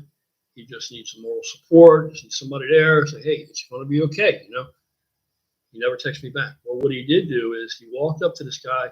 He couldn't pass the opportunity up. He hasn't seen this dude in, 40-some, 50 years, whatever the fuck it's been, 40-some years. He confronted the guy, and he said to him, you got a brother named such and such? And the brother has a very unique, distinct kind of nickname. He said, yeah. He goes, and are you such and such, such and such? And the guy said, yeah. And he said, you know who I am, motherfucker? And allegedly, According to witnesses, Rob struck this guy and he told him what he did to him. He said, "How can you not remember me?" And while he had him on the ground, allegedly, he was shaking him, saying, "Look at me, motherfucker. You look at me. You remember me? You remember what you did to me?" And the guy wouldn't look at him, so he punched him a couple more times. And the guy had family members there and all this other shit. And it turned into a big mess. So Rob got to his car and split, right? And they were looking for the guy that did it. Guy had to go to the hospital, apparently, broke 7 bones in his face, all the shit. Rob turned himself in. He just went and turned himself in. They didn't know who he was. He went and turned himself in. So it's taken a year for this to go to trial, and now it goes to trial this month. So he's got a lot on his plate. He's facing like 3 felonies and some other shit. And depending on what his lawyer has done, which I can't really get the whole story, but whatever his lawyer is doing or not doing, or whatever this motherfucker is charging him enough money, whatever this guy's game plan is, depending on what motions he raises, doesn't raise preliminarily, will determine if the jury can ever even hear about this, or if not. I say jury trial. This guy doesn't want a jury trial, of course, because he doesn't want to do all the fucking extensive work, right? But because there are good and bad people everywhere. There are conscientious people everywhere, and people who aren't conscientious doing all kinds of jobs. And this guy, he doesn't think. I'm thinking you're not going to get a jury of 12 people in this state to convict a guy that was victimized by this man when he was a child, and he catches up to him as an adult and beats his ass. As far as my opinion says, is that all he did to him? Is the guy alive and well? He's healed in a year. Has he healed? He got off light then, right? Because Rob is never going to heal. So this is like the key moment in his lifetime, the pivotal moment when this happened to him as a child that altered the way he used to grow up after, and ever since. So it's caused him a lot of pain and torment and nightmares and all his entire life. So we don't know what's going to happen, but he's not in any kind of frame of mind right now, at all. So hopefully, God willing, they're not going to put him in jail for defending his, 9 or 10-year-old self today. And the bike thing, I've offered to fix his bike. And, he's got so much on his mind,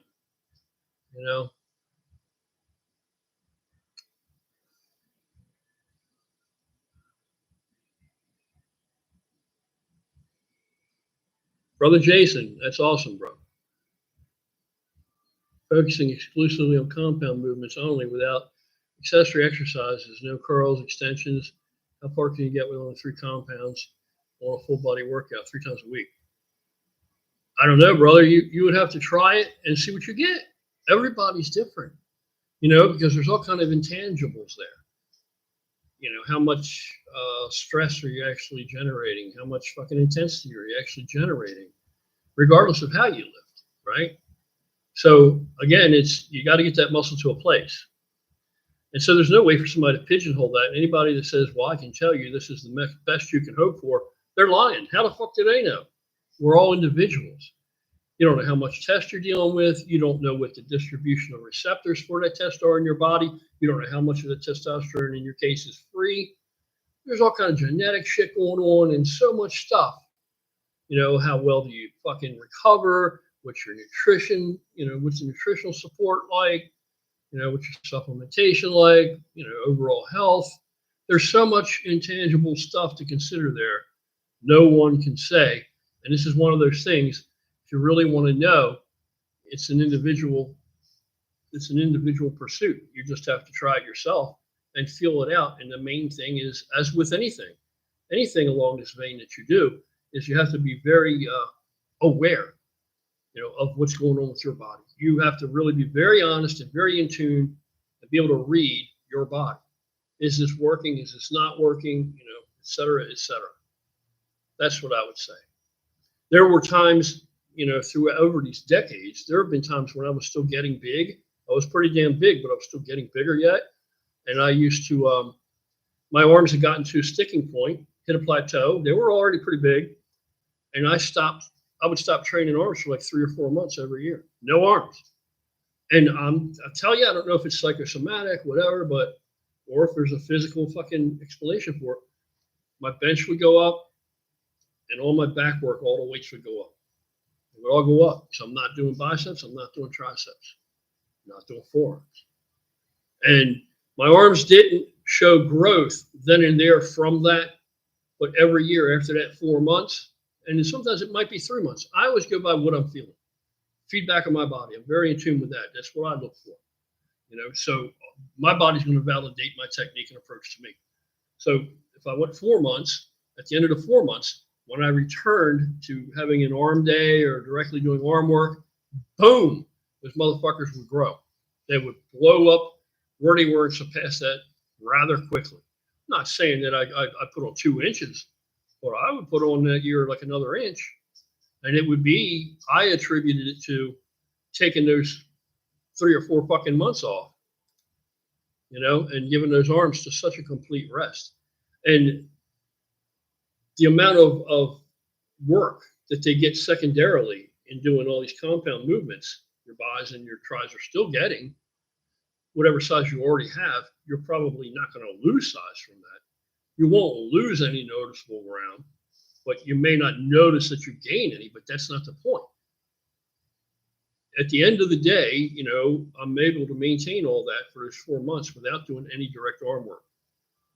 And now I'm working harder with my back and my chest. So then when I return to direct arm work again, it's all brand new. And the fucking arms just blew up from that. It worked for me. I tried all kind of crazy shit.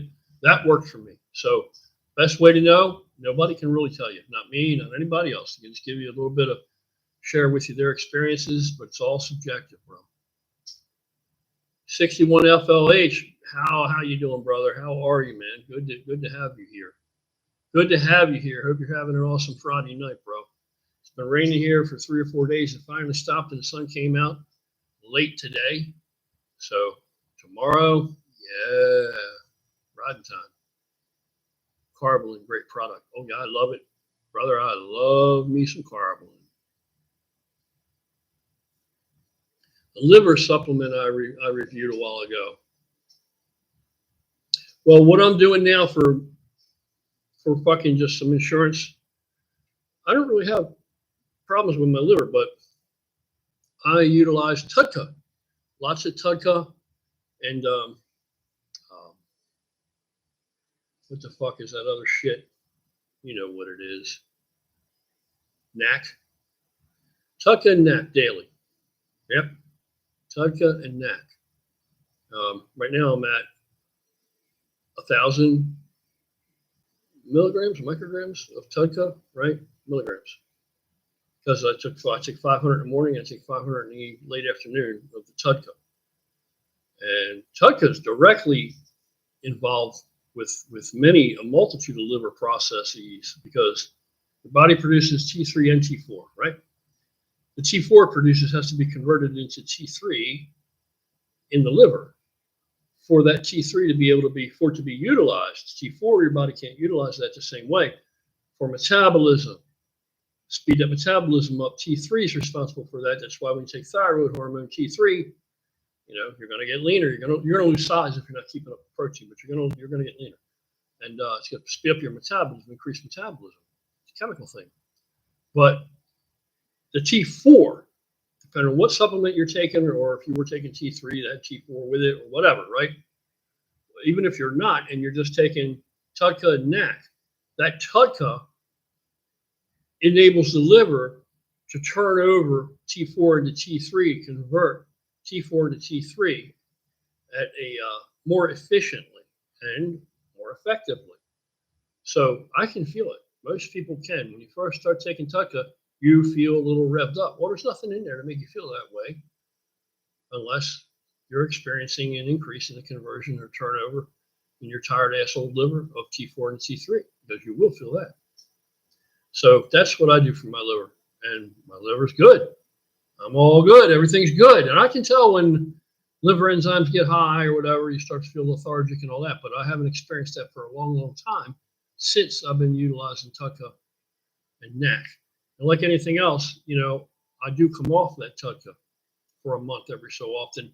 And then when I resume, it's 500 a day, 500 a day for like a couple months, then 1,000 a day, 1,000 a day for a few months. Then when I'm not feeling that I'm getting the same bang, again, you got to be in tune with your body. You can't just have people tell you, oh, this is doing this for you. That's going to do that for you. Everything ain't everything everything ain't for everybody. Everything will not experience the exact same result. Even with these full-blown drugs don't work the same in every single person, right? That's why they have all these possible side effects. Possible anal bleeding, possible side effect. Well, if everybody had anal bleeding, the shit wouldn't be on the market. So it's not everybody, but it is somebody, right?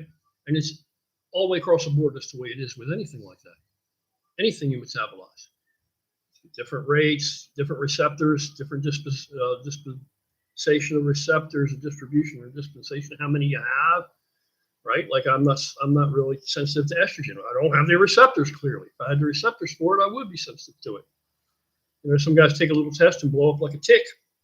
You're all red-faced and bloated and everything. It looks like a water balloon because they have high distribution of receptors for that fucking estrogen to bind to.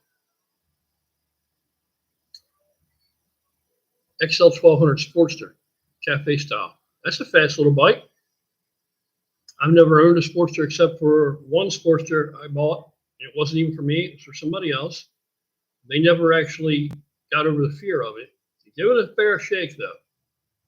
But they prefer to be a passenger than to be the operator. So that's cool. But I was hesitant to get rid of it, even in the face of that, and hung on to it for a couple of years because that little Sportster, even though I never owned one, that little Sportster handled like it was so squirrely as far as, controllably so, that I could stick it into all these turns. And it was a fun little bike. I'm not saying it's the bike to put your chick on and go for a long cruise. You can do that. I'm not saying it's superior at that as opposed to a cruiser. But it's, and not to mention, Sportsters have, all right, you got 4 camshaft loops, right? Because you got 2 cylinders. And each cylinder has 2 valves. So you have 2 intake valves in total and 2 exhaust valves in total. Well, instead of 1 camshaft or even 2 camshafts in a Sportster, you have 1 lobe on each gear. So you have 4 little gears with 1 lobe on each gear. Think about that a second. Might not mean much to you, but if you're degreeing a camshaft in, if you're trying to dial something in because you're building a fucking motor for real, the combinations are endless. You can get so much power out of these little bikes. They're badass little motors, man. Badass little motors, dollar for dollar. I like them. 1200 Sportster, plenty of speed. Brother Jones, thank you, brother. I appreciate that. It's humbling and gratifying at the same time. Thank you very much. Carbolin, yeah, Carbolin rocks. Egg white containers. That works. That works. I buy them by the gallon. I got muscle egg. I buy them by the gallon. I got a bunch of them. I freeze them. They never go bad. They do not fucking go bad.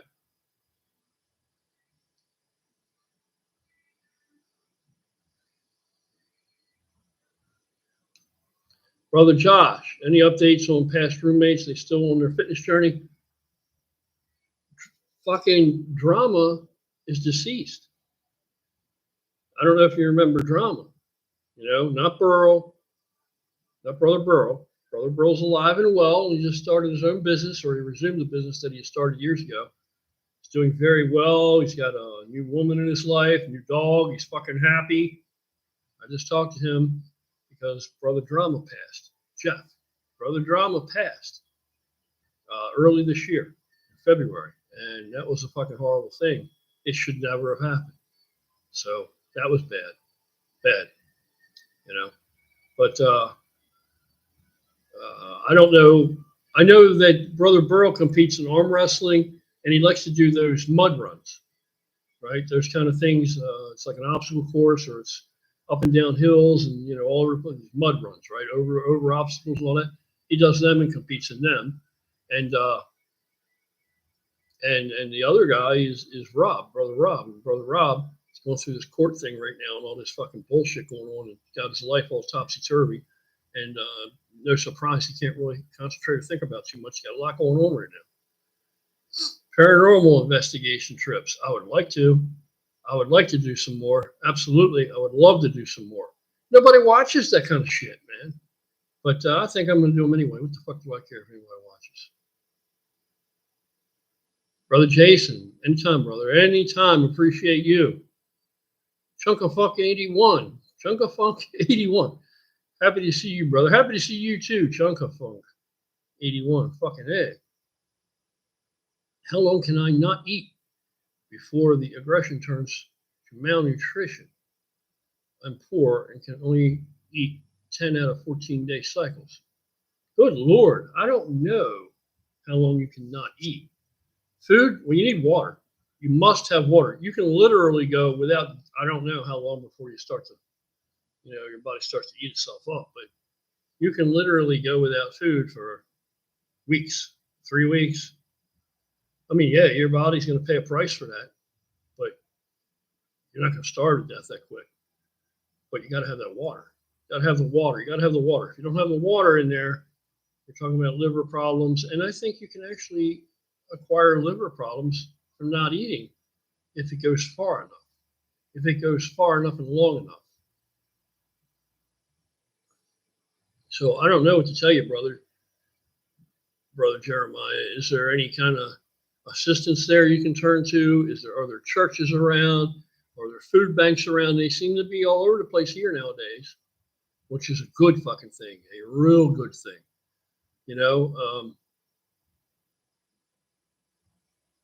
I would say that kind of shit. And eat a lot of peanut butter, high calorie, dense calorie, fairly inexpensive for all the calories you're getting. What else is cheap? Rice is pretty cheap. Rice, peanut butter, any of the proteins, meats and shit are going to be expensive. Milk is getting up there now, I don't know what to tell you other than churches and food banks and shit like that, bro. I don't know what your religious, what kind of religion you ascribe to, if any, but it makes no difference.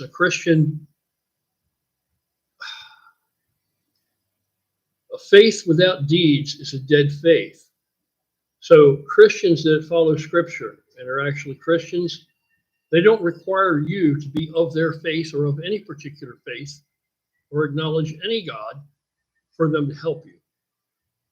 That's what a real Christian would do. So a real Christian defined as being someone that attempts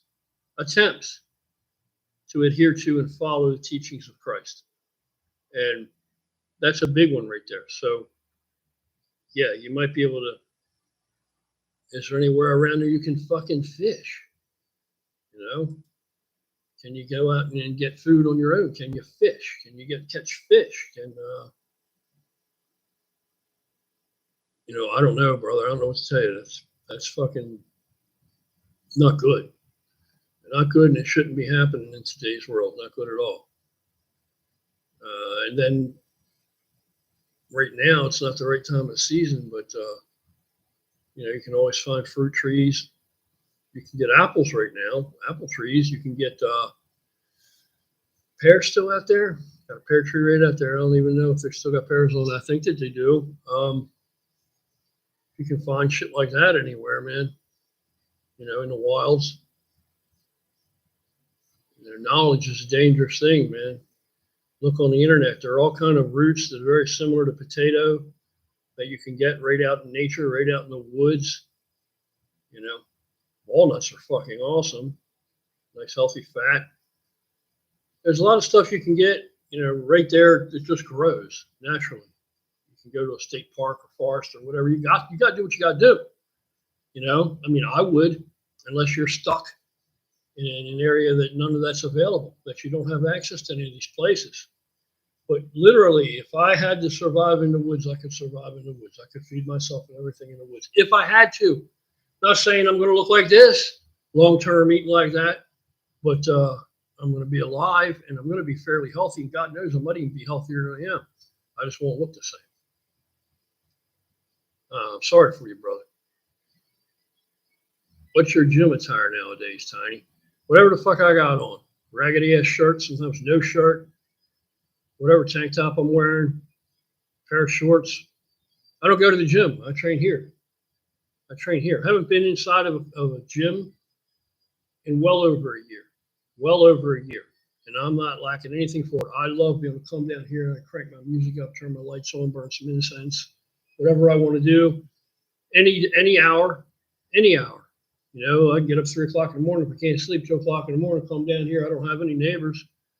I ain't disturbing anybody but animals out there wandering around. They're nocturnal animals. I can turn this motherfucking shit up like I'm in a nightclub and get my workout on. And I got plenty of equipment.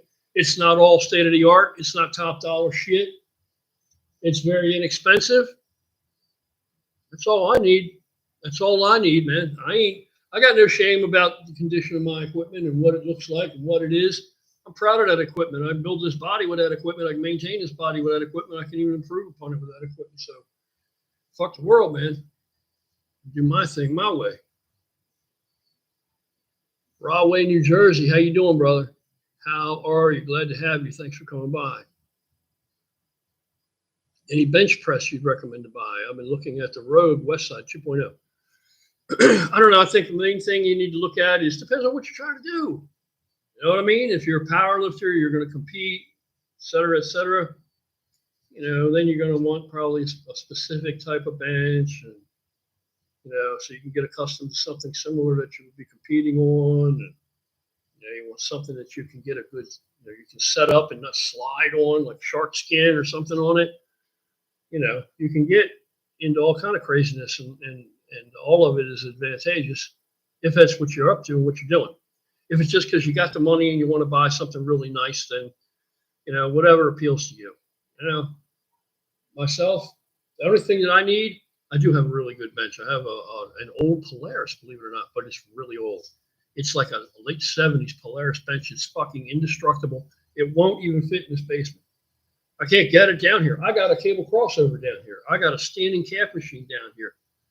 I got so much shit down here. I can't get this bench down here. It's that bench does not come apart like that, and it won't get down here. So it's too big and bulky. But it's fucking awesome bench. I love it. I had a hammer strength bench. I have had the best of the best shit. I had a $15,000 set of Jade brand dumbbells that went up 2.5 pound increments once. You know, back then I was 300 fucking pounds, huge, 280 with abs. That shit did me good. It was good for my mindset, you know, all that. Today, I don't need that. I don't need that at all. I don't need it. But I do like to have a bench wide enough that when I'm big, I'm not like teetering on the fucker. I want the pad wide enough. That's one thing I would say. Find something wide enough that you're going to be comfortable on. That you're not going to be all fucking teeter-tottering on and shit like that, you know. Other than that, man, you know, get whatever appeals to you, bro. I don't know what your needs are. Today, nowadays, I don't spend money just to spend money. There was a time I did that. But I don't do that now. If I need anything down here to work out with, and I take my body seriously, obviously, I don't buy nothing new. Fuck that. There's too many people that aren't using what they have, and they're more than happy to sell it to you for cheap. It don't matter to me if it's got some miles on it or whatever. I ain't buying nothing new. For who? For who? Don't press who? For what? You know? And I'm bigger than all my friends, so, and at 62, I'm better than all my 62-year-old friends, or even close to it. So they ain't got no room to be fucking besmirching my fucking equipment, you know? And I would say it's mostly just basically junk. Some people would think it's junk, but I'm not going to say that because I believe in positivity, and I don't want to talk it into being anything negative, right? So I love my equipment. It's so fucking awesome and treats me so well. I adore it. That's what I got to say.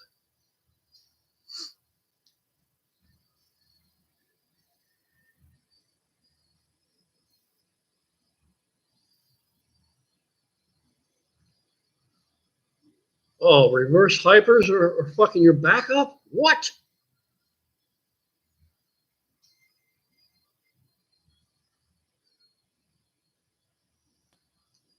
Yeah, I don't know if we're talking about the same thing when you're saying back extensions.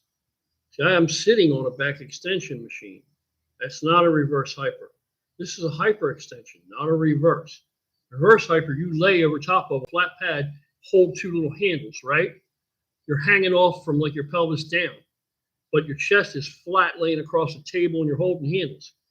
Down between your legs hangs like a piece of fucking a boxed piece of tubing. And on the end of that, it has a place where you put your weights on it, right? Like a T. And it has a little belt. So you load that up with whatever weight you want. I say do it with no weight at first. That's going to provide you with great relief. You don't need to throw a bunch of weight on there just to fucking fix your back. And you adjust that and so you can step into that belt just to surround your ankles. And then instead of doing this, right, instead of you doing hyperextensions like this, no, that's all stationary laying down. You do it with your legs. You swing your legs up, right? You're laying across the top of the chest is this way.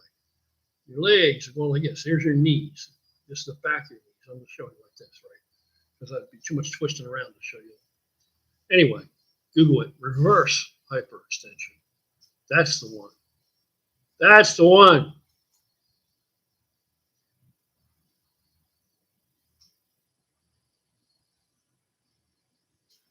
Yeah, Brother Mike. Yep.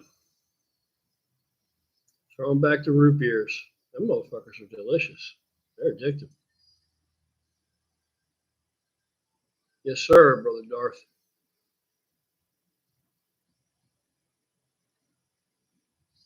Three days, start losing muscle mass after not eating. If you're not eating at all, maybe, yeah, sure. Not eating at all, absolutely. But even in a starvation situation, yeah, you're going to lose muscle, no question, but you lose fat at a faster rate. Always. Always. Let's watch Naked and Afraid. Those motherfuckers start starving, they're fucking shredded. Fucking, but if they're really starving, yeah, they get very lean.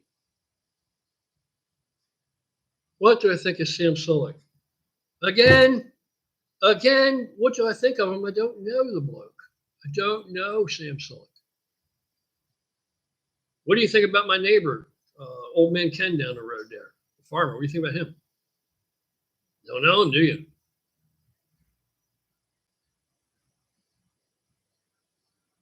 I don't know Sam Sulek. He's a young dude, got a lot of life ahead of him, working out and lifting weights. That's all I know about him. Brother Jim, it's Carnivore Kitchen. Hello to you, bro. Nice to have you here. How are you? Hi yourself. How are you, brother? What's up? Same old shit. Just on here, hanging out with y'all. Anybody that finds it at all even worthwhile to honor me with their presence and hang out with me a little bit on this Friday night. The Grim Experience. Great content, Tiny. Thank you. Not to turn it into a gear discussion, but it's 200 milligrams enough to accommodate gains. Yes, I'm 62 and have competed in powerlifting, bodybuilding, so I'm not a newbie. Absolutely, brother. Absolutely, brother.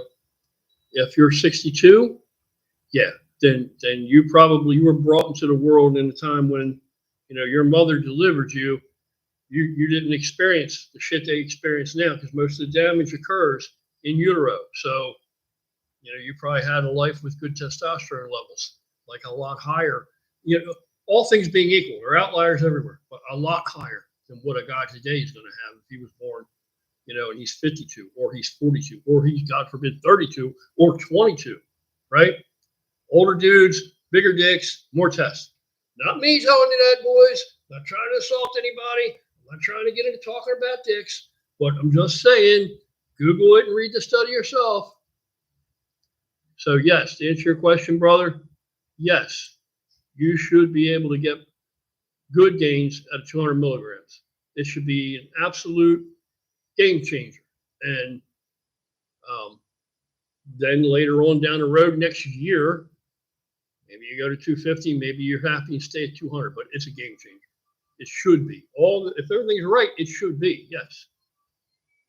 Yes, absolutely, that test. Yes, no fucking doubt. Being that you're 62, when you were born, your body knows what to do with that test. Yes.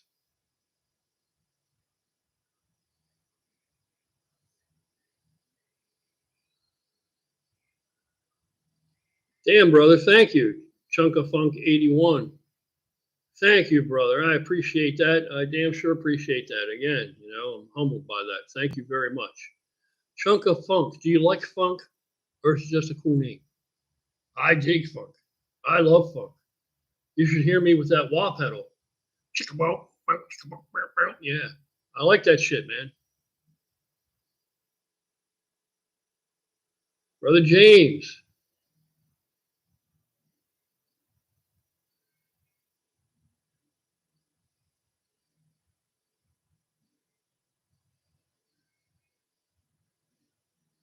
Yeah, I'm not a Sarms guy. I don't care for it. I think it's trash.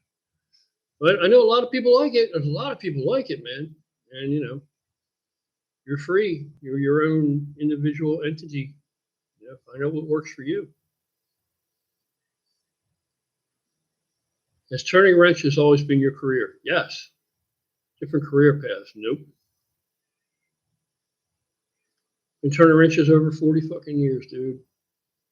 Been turning wrenches so long, I hate to tell people how long, especially if it's over the phone about a job, because it might prejudice them, and they think 40 some years. How old is this motherfucker? See some old broke down dude. He ain't gonna be able to do nothing. You know what I mean? So it's like, well, how long have you been turning wrenches? Decades.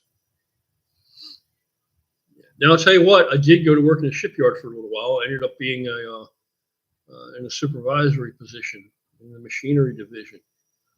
That was so cool, and it was all mechanical. And the mechanics were actually easier than working on an automobile, especially modern day automobiles. Everything is so much larger, like valves and lapping valves. They're so much larger. They're large, right? Now, our variable pitch propellers that work off hydraulics, and they don't change direction, but to go forward or back up, they rotate the blades and propeller. So you have seals and all that, and a seal is a seal is a seal, right? Even the seals inboard, like in the shaft alley down there, where the where the propeller shaft comes through, into the vessel, right?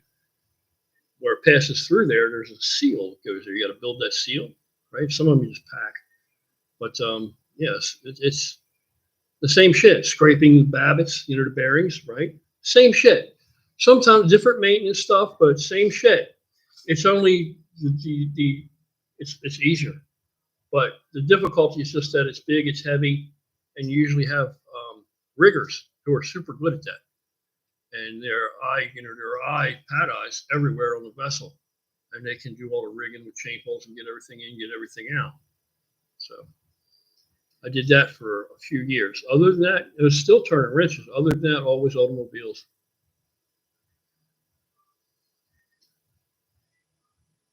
Brother James, how are you? Good to have you here, man. Brother Josh, yes. Turning wrenches, yes.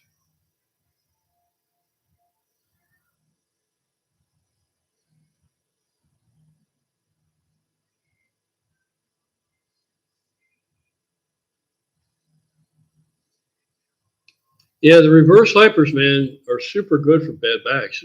Google and read up on that Louis Simmons shit, and maybe you can find exactly what his approach was, how he utilized that piece of equipment. To be really frank with you, when I had herniated discs, this is a long time ago. This is when I was lifting super heavy. That machine, dare I say, healed me. I don't know. They slipped back in place. I don't know what the fuck happened, but I credit that machine with it. Absolutely, 100%. But I used it a lot, and I didn't worry about how much weight was on it. The majority of the time, I used it with no weight. It's just the movement was just relief pressure. It was unreal. What is a good testosterone level for a 62-year-old man? Over 600, doctor says not eligible for replacement. Yeah, but you got to make sure you go to the dick doctor, right? A urologist, because your regular old doctor, if anybody sees a regular doctor anymore, everybody's so specialized now, right? But he may see 600, and he's looking at the chart and saying, "Oh, you're fine. You're right in the middle here. You're a little above the middle." But the thing is this: that number is not as important as how much of that is free. If there's something else going on that needs addressed, you can be 600 all day long, and it could have such a little small amount free that literally a dude that's 300 could feel better than you feel from the testosterone, because he's able to utilize a lot more of that 300 than what you're able to utilize, a small percentage of that 600. I'm not saying that's your issue, that's your problem or issue, but it could be. The other problem is this: at 62, do you know what the range was back in your day? That range, a man that's 62 today, much less a man that's older, I'm going to say those guys on the natural, I think the cutoff now is like 1100 at the high end, considered normal, natural, right? And the low end is what? Barely 300 or less now. They move that bracket. They keep moving that down every so many years, right? Not a secret. And if you go back that far back, I guarantee you there were dudes walking around natural that were like 1500, 1600. Easily. I'm probably way underestimating it. So if you came through your life very healthy with a really good high testosterone level, 600 might only be half of what you used to be in your heyday. You're going to feel that. Now, a dude that was only 600 starting out, he never got higher, then 400 is going to feel still pretty good. If he gets to 300, he's going to need to be 300. You know what I mean? To feel like a guy that was at 1200 who's now at 600. You understand what I'm saying? It all has to do with where you were in your heyday, and nobody can tell you that. So you really need to go see a urologist. I don't know if that's who you talk to, but you need to see a urologist, somebody that really knows this shit. And they need to see how much is free, how much is not, not just total number, not just total. It runs a lot deeper than that. The story goes much further than that. And then if everything is everything, then if you still are feeling pretty crappy and old and having all these low T symptoms, it could be because it is low for you. Because you're 62. Men aren't what they were. I'm sorry. This is just the truth. This is what the science, the all-knowing, let's everybody bow to science, right? This is what science says. It's not what I'm saying, just repeating it. It's what science says. So if you were 12, 13, 14 fucking 100 at one time, now you're at 6, that's less than half, or that's half. So, of course, you're going to feel like half the man you were. So you really got to get somebody that understands and knows all about this shit. I love Anadrol. It's too bad it's so bad for your organs. I used to love Anadrol too. I used to love fucking Anadrol. I chew that shit up. Before I chewed D-ball up, I never used D-ball until I stopped using Anadrol. I would chew up Anadrol pre-workout. That's a long, long time ago. And it's just not worth the risk now. And it's not necessary. You see how big I am now. How much, you know what I mean? How much bigger do I got to be? I'm not trying to walk around like I did in my heyday. It's, But I liked it back in the day.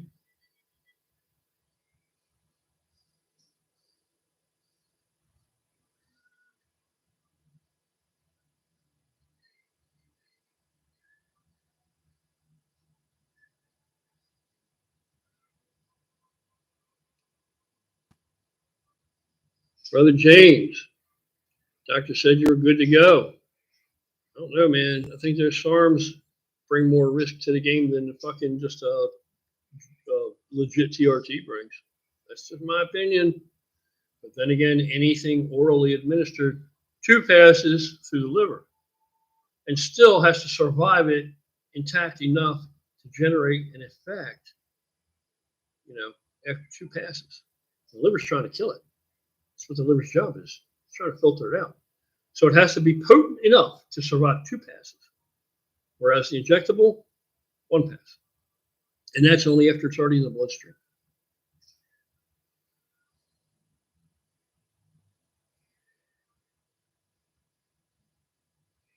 Fucking Anavar. Anavar is the only steroid that's metabolized primarily in the kidneys rather than the liver.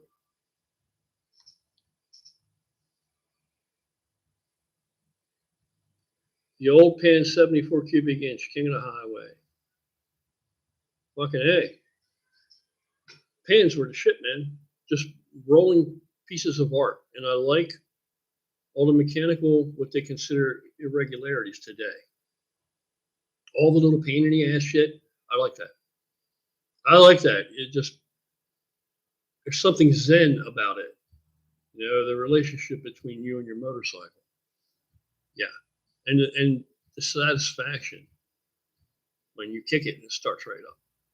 And every time you kick it, it generally just fires right up with no problem. And if it doesn't, you know what to do to make it so that it'll start on one kick again or two kicks. And it's always different. Just like people are individuals are different. It's always different. I do this, and I retard this, and I do this, and then I kick it through a couple times to get some more pressure up. Then I turn the ignition on. Whatever your routine. Everybody got a different little routine. But it's all part of learning the motorcycle and bonding with that motorcycle, Today, you just start it up and get on it, and the bike drives itself. You're just on for a ride.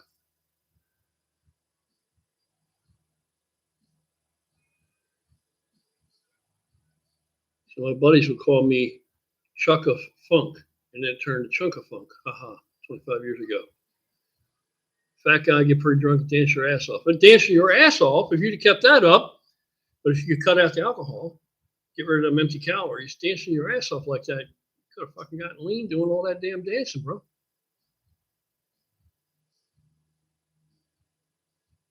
Thank you, brother. I appreciate that.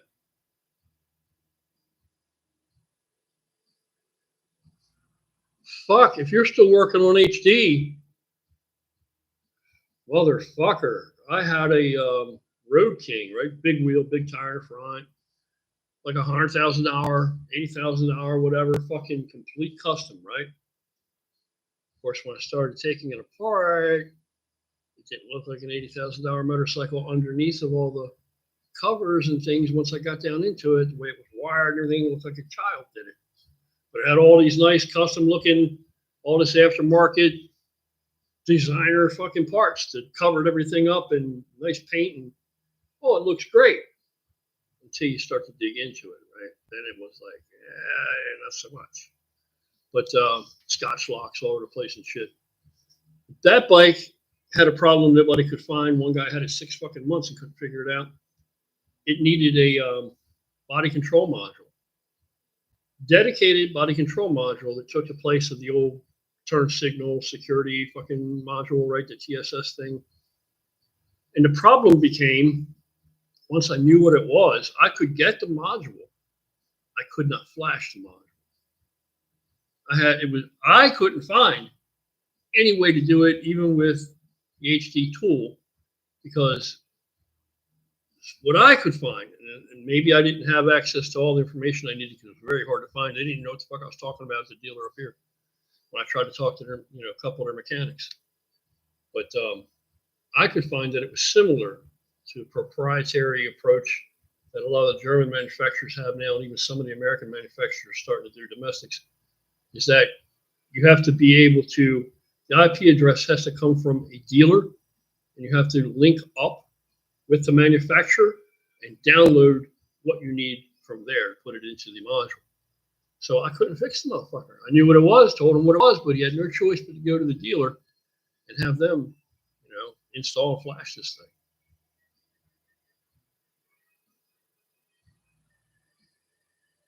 Machines and cables. Yeah, I do a lot of that. I still get into the weights, try to stick to the free weights as much as I can. And sometimes I'll exclusively do that. But yeah, the machines and shit are, as an older dude, I mean, I maintain this with it. So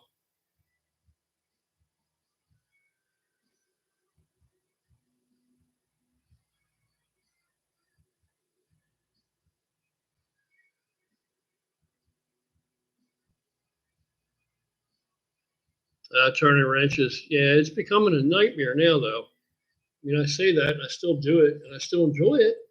And I wouldn't have it any other way because it has enabled me from a younger age to be able to own all kind of cool shit that I would never have been able to afford. Because you can literally, if you know how to do, if you know how to do all the fucking shit yourself, you can literally buy a milkman, $7.99. Thank you, brother. Bought me a fucking cup of coffee, brothers. God bless. God bless. I appreciate that, bro. Or you bought somebody a cup of coffee. Hopefully, if I make it to there before somebody asks me for any money, I'll be able to get myself a cup of coffee with it. And I'll think about you, and I appreciate it. God bless. Yeah, so I still like turning wrenches, but One good thing in doing that is because you can go anywhere in the world, you can get a job, because there are cars and vehicles everywhere, and they all going to need fixed. And it's enabled me throughout my life, even as a younger guy, to be able to have all kind of badass vehicles, because I could buy them not running, I could buy them without engines, I could buy them basically fucked up. You know, I've had friends, older guys, you know, that I followed into the trade. My one buddy, Christ, I'd see him buy something that looked like come straight out of the fucking junkyard, holes all rusted into it and everything else. He had a 67 or 68, 67 Camaro when I was probably 16, 17, maybe 18. And I looked at that thing, I was like, eesh. Fucking 2 years later, that car looked like it rolled off the assembly line, like it was brand new factory car. It looked, because he could paint, body work, you know, hell of a mechanic, specialized in transmissions. I mean, that he fucking, and he's one of them guys put his head down and do his work. And he was always going from one car to the next car to the next car to the next car. He had a tri-power fucking GTO with bad fucking ass. I had a lot of them fucking Mopars. A lot of them Mopars back in the day. And the most recent car I had my Nova when I moved up here to PA. So sorry I sold that, man. So sorry I sold that. And that car was like every nut, bolt, bushing, washer had been replaced by me. Everyone. Every fucking one. Pressed out, reinstalled. I mean, everything. That car was fucking sweet. 383 in it.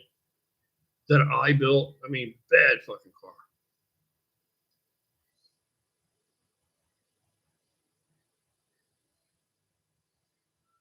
Fucking steers with natural test versus heifers. Yes. Yes. Absolutely. You're right, brother. You're right. And most people would never even consider that. Do I need more sleep when I train hard? Yes. I would say I do, especially as an older guy, man. Especially as an older guy. I do. I don't sleep a lot anyway. I'll go to bed, but then I'm up late watching TV or some shit like that. My mind's always going, you know? And then when I do get to sleep, I'm always automatically wake up about between 5 and 6. And if I ain't got shit to do or no reason to have to get up and I didn't fall asleep till very late or early in the morning, I'll just close my eyes and try to go back to sleep, get another hour. But I can't stay in the bed past if I stay in the bed till 7:30, that's rare. That's rare. But when I get up, if I see that clock says 7 or 7:30, I'm like, yep, that was a good night. To me, that's a lot of sleep for me. Test is best. Train intensely. Fucking right, brother. Brother John, thank you. Welcome, welcome, welcome. Good to have you, brother. Good to have you. Free testosterone is over 600. No, no, that's not free. That's total. Nobody has 600. Nobody has, that's not what your free test is. Free testosterone at 600? What? What must that total test then?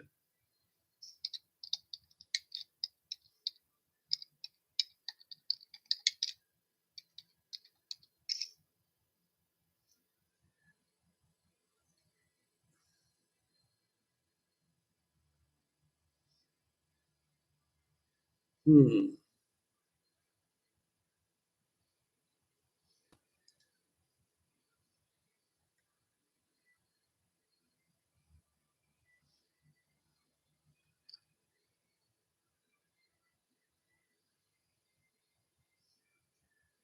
What the fuck is they gonna tell me the normal level? Yeah, normal level for a guy in his 60, free testosterone, talking about 3.47 to 13.9 nanograms per deciliter. So we're looking for a number like that.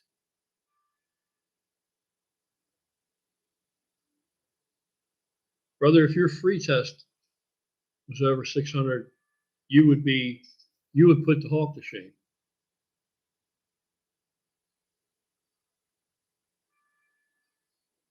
HD Evo versus SNS versus Ultima. Well, every platform has some weak points to it, pretty much, unless you get like, I have a 99 evolution out there. So that is the very last Evo, because 99, the twin cam came out, but not in Softails. 99, the Evo was not utilized in any of the things that have conventional swung arm and shit on it. It wasn't any of those bikes, but it was still in Softail frame in 99. So 99 is the absolute last Evo, and that's pretty much the perfected Evo, in my opinion. Earlier Evos, some of them have cam bearings tendency to fall apart. You got to keep it at certain mileages. It's not like you just leave it alone for life. Maybe you can, maybe you'll get lucky, but the earlier ones, they'll have little bugs here and there, nothing major. Evos overall, in my opinion, the most dependable engine for little fucking maintenance, really, not much. But if you get an Evo S&S or Evo Ultima, any of those motors, S&S motors, now I've seen brand new S&S motors fucked up, but yeah, I don't know, man. That's a hard one to say if you go with regular Harley-Davidson Evolution motor or you get an S&S or an Ultima. I haven't seen a lot of Ultimas blow up. I haven't seen a lot of Evos blow up. Not a lot of them. I have seen a lot of twin cams blow up. Twin cams have a lot of issues. It's like, what year is it? What issue does it have? Is it tensioners? Is it guides? Is it a fucking is it bearings? Is it, depends on the years and shit. But I like shovels, bro. I fucking like shovels. Late model shovel, 1340 shovel. Fuck, you can't fucking beat it, and they're highly sought after. Highly sought after.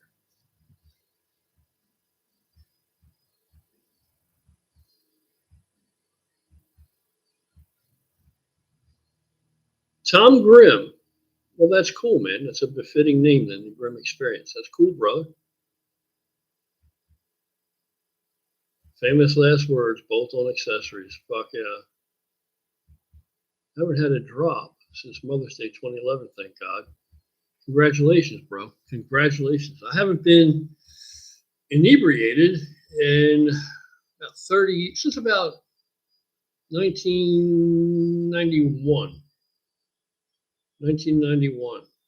I haven't been inebriated. I don't drink beer at all. I haven't had a beer in probably, I don't know, 25 years or 20 some years, but that's just because it's nothing but estrogen. It's full of fucking yeast and all that, and bloating, and I ain't fucking with that shit. And light beer, that's a scam. If you want to drink a beer, just drink a fucking beer, but don't think you're finding that one beer is healthier than another. But if you want to drink it, drink it. A lot of people do. But I will drink bourbon, what I consider to be a good bourbon, something I like. And I might have a couple shots a month for, I don't know, a few months. And then like now I haven't had a shot of bourbon for the past couple months. I haven't had a shot, so I enjoy it. I like it. But if I'm on a mission and something, and it's not going to help me, I just abstain from it. Long live the carburetor. Fuck yes. Hell yes. Hell yes. Now there's my buddy's twin cam is out there in my garage, and I ride that occasionally, and it's fuel injected and all that stuff. And it's nice, it's a lot of less shit to worry about, but it's all convenience. It's all just convenience stuff. And that's how they draw you in. It's just like with these fucking things. That's how they get you. With the convenience. It can do so much, it control so much. Somewhere it's got a convenience for everybody out there. Somebody will. But we got along fine without it all, didn't we? Just fine. And didn't even know we were missing anything. But you're never going to get a fuel-injected fucking Harley to sit there and lope like a fucking carbureted Harley will. It ain't going to happen. They don't sound the same, and it will never sound like it. It ain't nothing going to sound like a pan anyway but a pan. Ain't nothing going to sound like a shovel but a shovel. But even my carbureted Evo, just sit there and idle and just thump. It don't sound like a shovel or a pan, but it will sit there and thump. And the new bikes, they don't even fucking vibrate. The Milwaukee vibrator doesn't even vibrate. Damn shame. These dudes today have no idea. They don't even know. They think that's vibrating. They have no idea. Milwaukee vibrator. That's not a Milwaukee vibrator, homeboy. You come down the pike about 15, 20 years too late for that shit. Maybe later, right? Later. Wrenching is good for the soul. It is. It's very self-satisfying when you take something that was in a bunch of different pieces and put it together and you turn the key and guess what? It starts right up. And now you can get in it and motivate around in it. And it's super reliable and does what it's supposed to do. Yeah, it's awesome. Yeah. You are primed to get yoked, brother. Brother Thraxton, you are primed to get yoked. You are primed to get yoked. Ain't nothing to it but to do it. Ain't nothing to it but to do it. That's all there is. Wrap them dick beaters around a fucking bar or dumbbell or fucking even a handle on a machine. Get to moving. Brother Grimm, if you do a shovel, in my opinion, to real riders, if you're going to do a real fucking bobber, and I think if you're going to do a real bobber, just me talking, ideal, no compromise, and there might have to be compromise. I live in a real world. There's money, there's all kinds of things, right? You got to compromise. It would be a rigid frame. Would it have a Springer front end? Maybe, but it's got to be an old type Springer, not one with a stupid shock in the middle of it. It would be a foot clutch with a hand shifter, stick shift. You can have a front brake, all right. We'll have a little bit of compromise. And it would be, in a rigid, and it would be a shovel or even a pan. But pan, okay, come on now. A lot of people ain't got the bucks for that. But in my opinion, all those things make it more saleable to a particular market. I know that's the bike that I would want. All those things would be pluses. Oh, it's a shovel? Yeah. Right away, I'm attracted to it. If it's the same old, but if it's got a shovel in it now, that's a bigger deal. I'm digging that. If it had a pan in it, that would be too much to hope for, and then you probably wouldn't be able to come up with a coin to buy it. I don't know if I'd be able to choke that down. You know what I mean? If I'm going to spend that kind of money, fuck it, I'll just try to buy something that's a little more original. But I think a fucking shovel, man, that would have good resale. Put a shovel on it, put a kicker on it. Even if you have an electric start, put a kicker on it anywhere. Big brass kick pedal on there. Looks nice. Bicycle pedal. Fucking foot clutch, jockey shift. Ain't nobody going to want to ride your motherfucking bike. All these fucking new dudes and they're all new to me. They're going to be sitting around saying, how you ride that, bro? How hard is that to ride? If you really want to be talking to town, don't put a front brake on it. That's what a real suicide is. Now people don't even know what a suicide shifter is, right? They think they got a jockey shifter, it's a suicide shifter. I saw this one dumb fuck on the internet. He had a centrifugal clutch in a Sportster. So he had no clutch, right? No foot clutch, no hand clutch, no necessary. It was like a mini bike, centrifugal clutch. And he had a hand shifter. He said he had a suicide shifter on 883. I didn't even bother commenting. I felt like saying, hey, dumb fuck. That's not a suicide shifter. That ain't even a legit jockey shifter. Suicide shifter means foot clutch, stick shift, or jockey shift, no front brake. Think about it. I'm on a hill. You're on a hill. Left foot's on the clutch. Only brake you got is the right foot. How you hold the bike up, but you got to take off, right? So it used to take a little more skill, and that's why those were bikers. And today, these dudes are norms with bikes.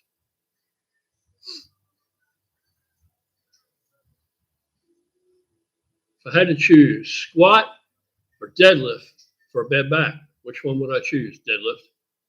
Fucking deadlift, absolutely.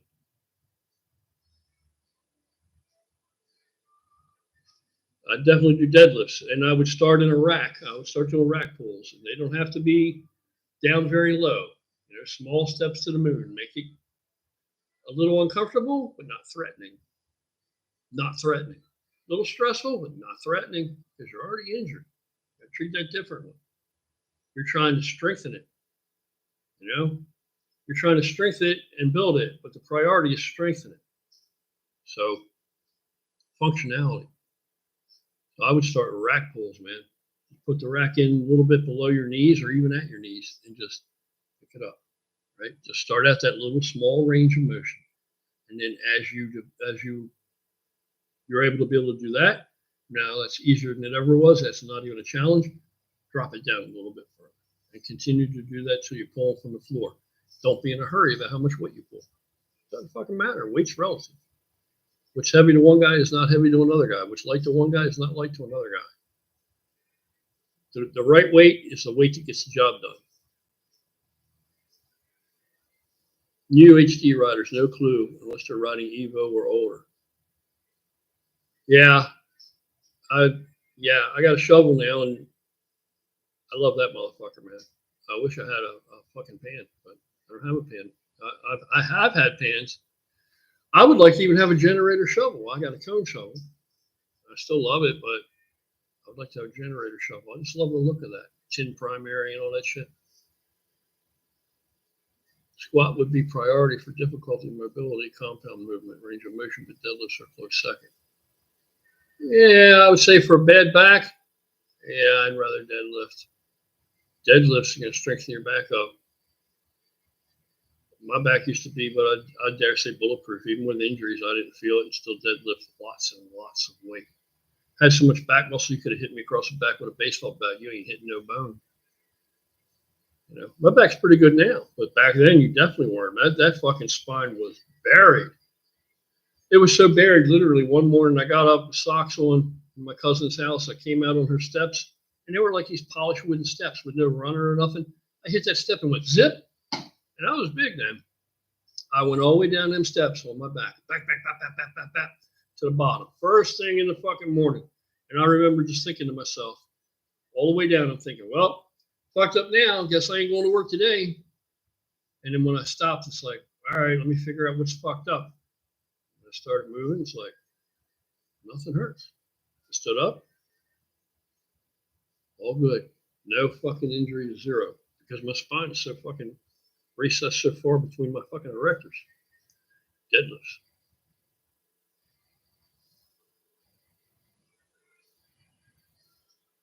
Wrenching. Yes. Yes. Chunk of funk. Absolutely. Of course. Absolutely. Of course. Wrenching is absolutely a tangible skill. You know, fucking down. Any man skill where you can use your hands and make something out of nothing or fix something that was inoperative or, you know, restore operation to something inoperative or any of that kind of shit. Build something, you know, that didn't exist. Any of that shit. Put two pieces of metal together and make them stick. Put two pieces of wood or several pieces of wood together in a manner that can provide a fucking realistic and functional shelter or start a motherfucking fire. Anything like that. Those are all fucking tangible man skills.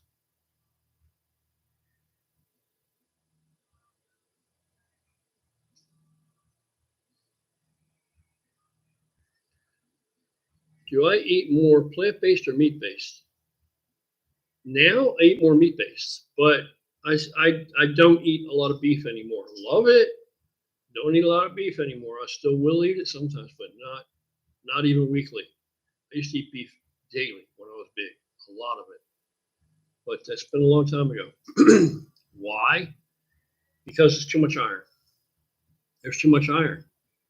And, you know, I got to watch that hematocrit and shit. So I just pretty much avoid it. I'm a fish guy. I eat more fish than I should eat. I eat strawberries with my fish, hopefully to scrub the fucking mercury out of my intestine so it's not absorbed. But don't know if it works or not, but nothing lost in doing it, right? And I'm still getting strawberries, but of course they got to be, I have to know the source. Me, I'm an odd guy like that. I'm trying to hang around all those things I do. I can't just see organic on it. I have to know who grew it, where it grew. And out here, that's easy to do. And I grow a ton of food here. I just don't happen to grow strawberries, but I can barter. And I do. Yeah, so I have a serving of strawberries with every fish meal. And I eat lots of different kinds of fish, and I eat a lot of chicken, and I eat eggs, which is still chicken, right? But, and it's the same with all those foods, man. I got a Mennonite farmer I go to for my meats. my chicken, even beef when I do get beef, and my eggs.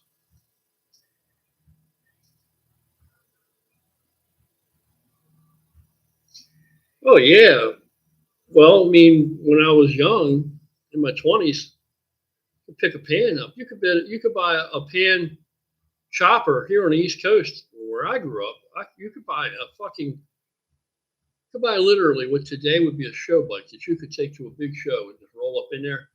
You could buy a fucking panhead chopper, lots and lots of chrome, all nice and nice paint. I'm talking about looking like somebody threw up a bunch of different colors on it. I mean, a nice paint job, a lot of chrome. $5,000, that would be expensive. You'd be going, let me think. I paid $3,000 for my 48, and it had just been rebuilt. It didn't even have 500 miles on it when I bought it. The motor and trans had just been done. All those bikes, dirt cheap. Now, not anymore, man. Not anymore. It's just like all those old cars.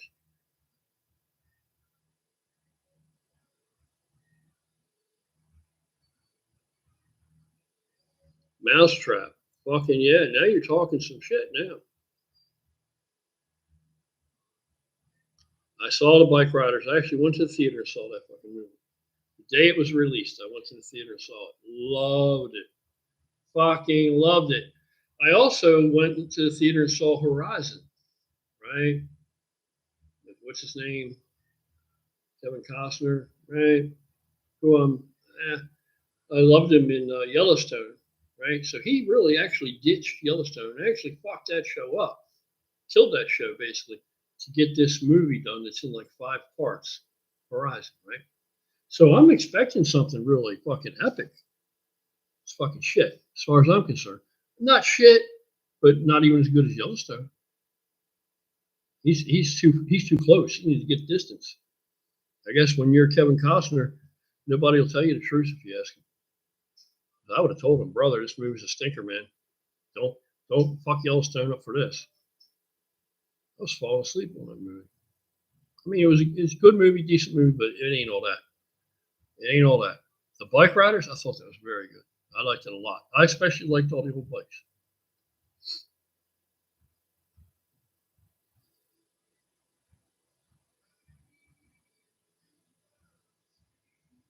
Thank you, brother Michael. I appreciate that.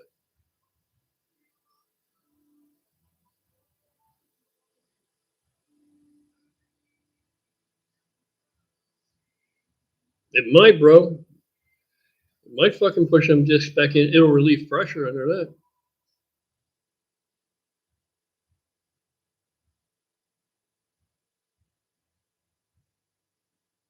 I don't do 21s now, but I have done them in the past, back in the day when people were doing them. I like them. But there's so many things, man. There's so many different things you can do. Your imagination damn near is your fucking limit. But I know I've seen that, and I've realized because I'm on the East Coast, I came up around dudes that were lifting fucking heavy in the middle of winter with ice and snow in the gym, and they were fucking going heavy, and weight mattered. And it didn't matter like that on the West Coast. Not saying with every person, but overall, it really didn't. The East Coast has always been known for that heavy fucking iron. And you have a shorter fucking shelf life with that kind of shit. You just do. And I've thought about that. All these guys that lifted lighter and didn't take any chances, and young guys I know today that are big and are going for it, they're not lifting heavy like that, man. They ain't lifting heavy like I lifted. So, back in the day, if I'd have had a different mentality and realized that, I would have gone lighter back in the day. But I didn't. And I would have, shit, all the fighting I've done and all the injuries I've gotten is from lifting heavy fucking iron. You know?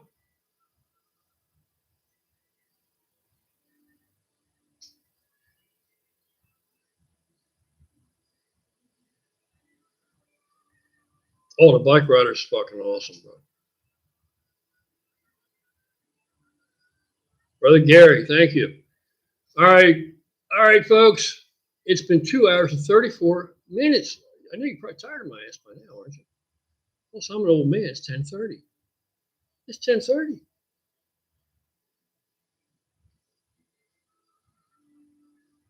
So I'm going to cut out of here. It's been awesome talking to you guys. Hopefully YouTube won't be offended by my music in the background. If they can hear it, they're going to have a shit fit over it. But hopefully not. Hopefully not. Can't we all just get along? Can't I just relax and just listen to my tunes? You know what I mean? Try to be a good influence. I didn't light up a cigar or nothing.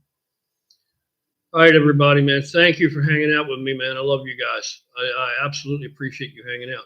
I got my chat set that if you're not subscribed, you can't participate in the chat. That's just to keep the riffraff out. Keep the riffraff down. You know, that's all. I ain't gonna forget about Massachusetts, brother. Email me something. Hit me up. We'll get together and train, man. I appreciate the offer. I'll take you up on it. All right, brother. I'll talk to you next time. Good night to everybody, man. Catch you on the next one. Absolutely. When am I coming on live again? I don't know. I just get in the mood and do it. It'll probably be sooner than later. I'm gonna do it for a little while. I'm enjoying it. It's a lot of fun. The interaction is cool.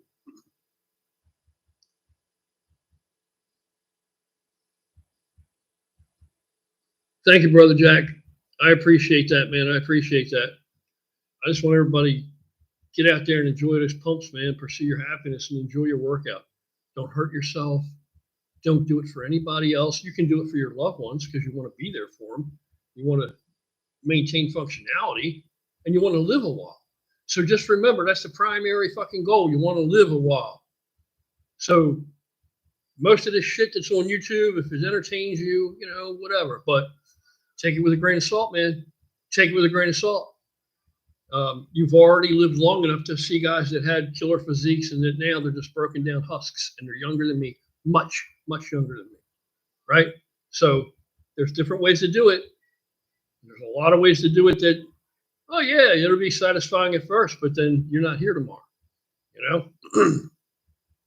Or now you're so broken down that some punk's going to come along, kick your cane out from under you and take your fucking Social Security check off you, you know? So you don't want that.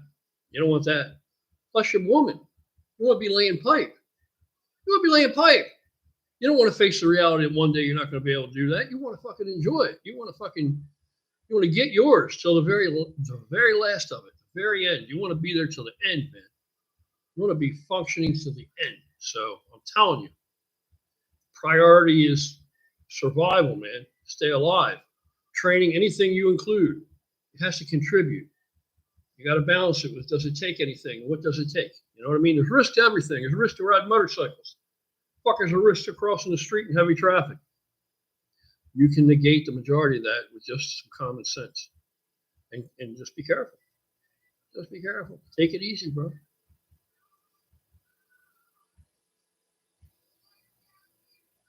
Yep, you all take care, man. Have an awesome night, man. Enjoy your weekend. God bless. Thank you for hanging out with me. Very much appreciated. Peace.